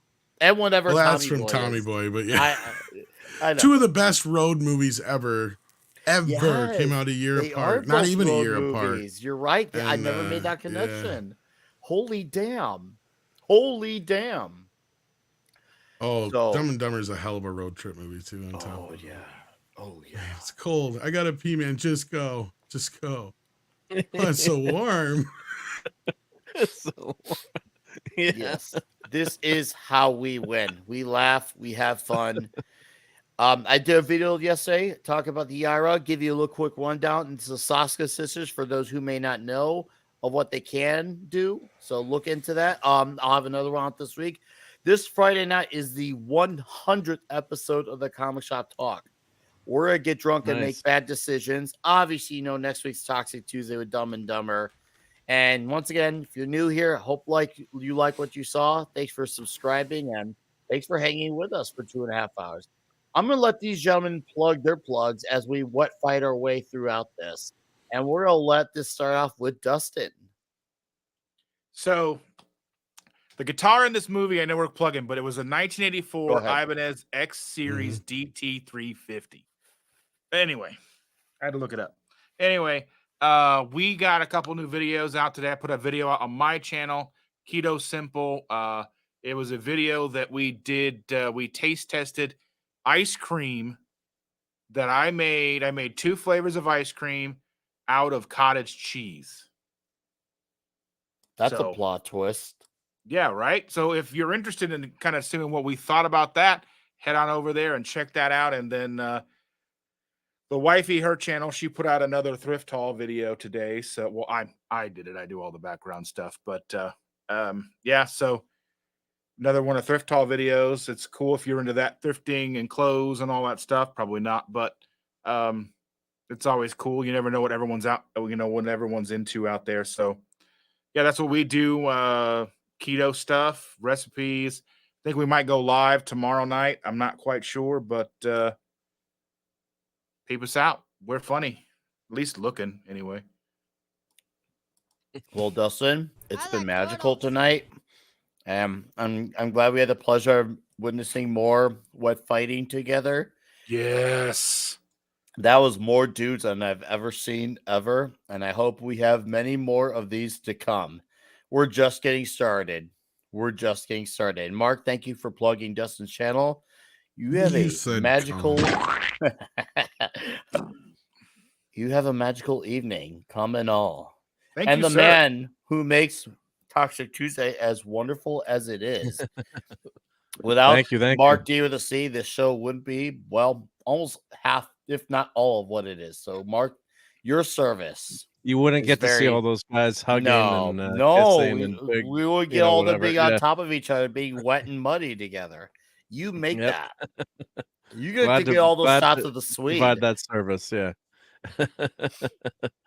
So yeah, I'm actually YouTube. I think they changed the monetization. They added a level at 500 subs and 3,000 watch hours. So I just applied for monetization. I guess you can do super chats and memberships. So thank you everyone who subbed to the channel and watched, and a bunch of people, Princess Fiona especially, helped me get over that watch hour limit. So much appreciated. So I'm waiting for the review. Hopefully, I don't know. It says up to a month, so hopefully I don't have to wait a month to find out. Usually just takes like 4 or 5 days. 4 or 5 days, yeah. So hopefully, knock on wood, that'll go well. But yeah, check out my channel for reviews of action figures like this. The general would approve of this Heartbreak Ridge. I think I've got to get the general's Patton's hat on a little bit better. But yeah, I love old toys and collectibles. You can see from the background, and I just printed this Darth Vader the other day, so I do some 3D printing. So that's a fun little Darth Vader. So check out the channel. Sunday Night Geekery is my big hangout. Talking the week in review, things like Little Mermaid and food, and I cooked some ribs tonight. Nick, you would have liked those. So and Dustin too, right? Keto ribs. Yep. So yeah, those came out pretty good. So just everything on my channel, just have a lot of fun. I posted a short on the ribs today too. So they weren't short ribs; they were baby back ribs. But were they long ribs? They were long ribs. Yeah. Did they pull out really easily? You don't want them to pull out too easily, because then that means they're overcooked. Yeah. You don't want to. They shouldn't fall off the bone. Yeah. Does it feel nice and slippery when the meat falls off your hands?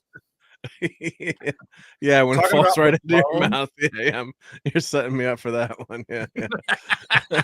Oh God. Anyway, but thank you everyone. Yeah. Okay, let me put my I'll put my channel in the chat. But if you haven't subbed, much appreciated. For everyone, and hopefully I'll find out pretty soon. I'll see if I can get to that next get that monetization, which would be fun to have those memberships. But yeah, I'll post some more rib pictures. Yeah. So what'd you do with Dumb and Dumber next week? What'd you do with the bones after you ate the meat? You boned them? They're in the garbage. Yeah. No, I don't have no dogs left anymore in the house, unfortunately. So yep. So, but yeah. Good stuff, everyone, tonight. A lot of fun. So thank you. Yep. Yeah. Food promises, Lisa. Yep. Thank you. Yep. Bush, I did not do that. No, I did not do that. The stream's gotten really gay. I mean, that's normal on Toxic Tuesdays. So yeah. Yeah, the general would not approve of that one. Yeah. Hi, Tom. Do you want to usher some Dumb and Dumber Tommy Boy lines? No, I think I'm good with those. I'll just say this. I like turtles. Thank you, Tom. Always good hanging with you. And between Mead and Toxic Tuesday, it's a great back-to-back. Truly a gift that keeps on giving. And That's right. Well, we just I'll keep coming. Oh, dude, and we're not gonna stop. We're gonna continue. We're just gonna go load after load after load, and splash after splash. Like they have in comic books. We'll splash page every splash page. So it's gonna be fantastic. Like fucking silly string. Oh, I'm gonna come again. You, sir, have a magical evening. Commenting is dangerous. You'll see Tom as a Ninja Turtle sooner than later. We gotta do Ninja Turtles eventually. I'll throw in that reference to you in the chat, in the private chat. All right. Yep, you see that. Yeah, that one. It's gonna be so gigantic. I remember you saying that before. Yeah. Yeah, we're all still going according to plan. But sir, have a magical evening, and guys, go catch Midnight's Edge in the morning. All right, I'll be listening from work. All right, thank you, Tom. Thank you. Thanks as always, Nick. This is always fun. On Fridays, I generally try and stop by the MFer, the bootleg MFer Roadhouse. Just went blank. I'll find that name in a second. The other one obviously is I love coming back here, so I'll be here next Tuesday to talk about Dumb and Dumber. And I can't find the name. Damn it! Too many sites to subscribe to. I can't find it as subscriptions. Look up the MFer Roadhouse Fridays. It'll be at 8 o'clock to about 10 o'clock. See you there. All right, Red Shirt. Thanks for being here as always. Love having you on here. And am I going to see you next week? Definitely. Oh, I can't wait. It's going to be huge. I cannot wait till we fight cross paths. Thank you, Red Shirt. All right, guys. One last thing in the chat. If you're coming to Dallas, FNT Dick's Division meetup, whoever's coming, I want to meet as many of you as possible. I want to drink alcohol. I want to eat your Cajun. I want to eat your Mexican. I want to eat your ribs. And most of all, I want to be Dick's Division forever with all of you. Forever. Thank you, guys. Once again, Toxic Tuesday, Dumb and Dumber. We're going to do our intro as our outro. Once again, thank you for being here. This is good night. I'd like to show you something.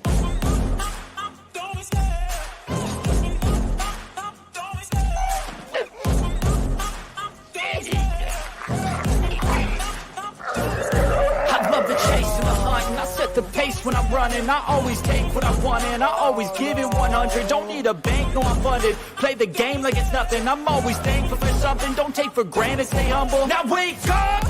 It's time to look at the enemy. Look in the mirror if he is no friend to me. It's not working out, maybe it's the chemistry. It's time to break up so I can make a better me. Better believe in your mind, cause it's everything. You can mold, shape, find almost anything. All it takes is some time and some clarity to find your identity. It's mind over everything.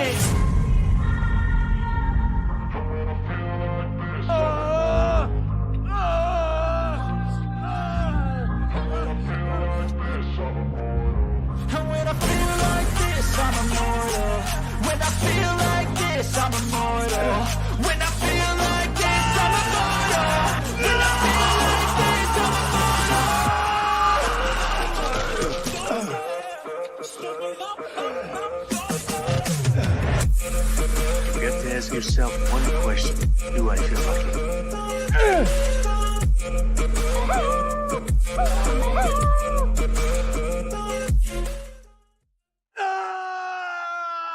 You're still here? It's over. Go home.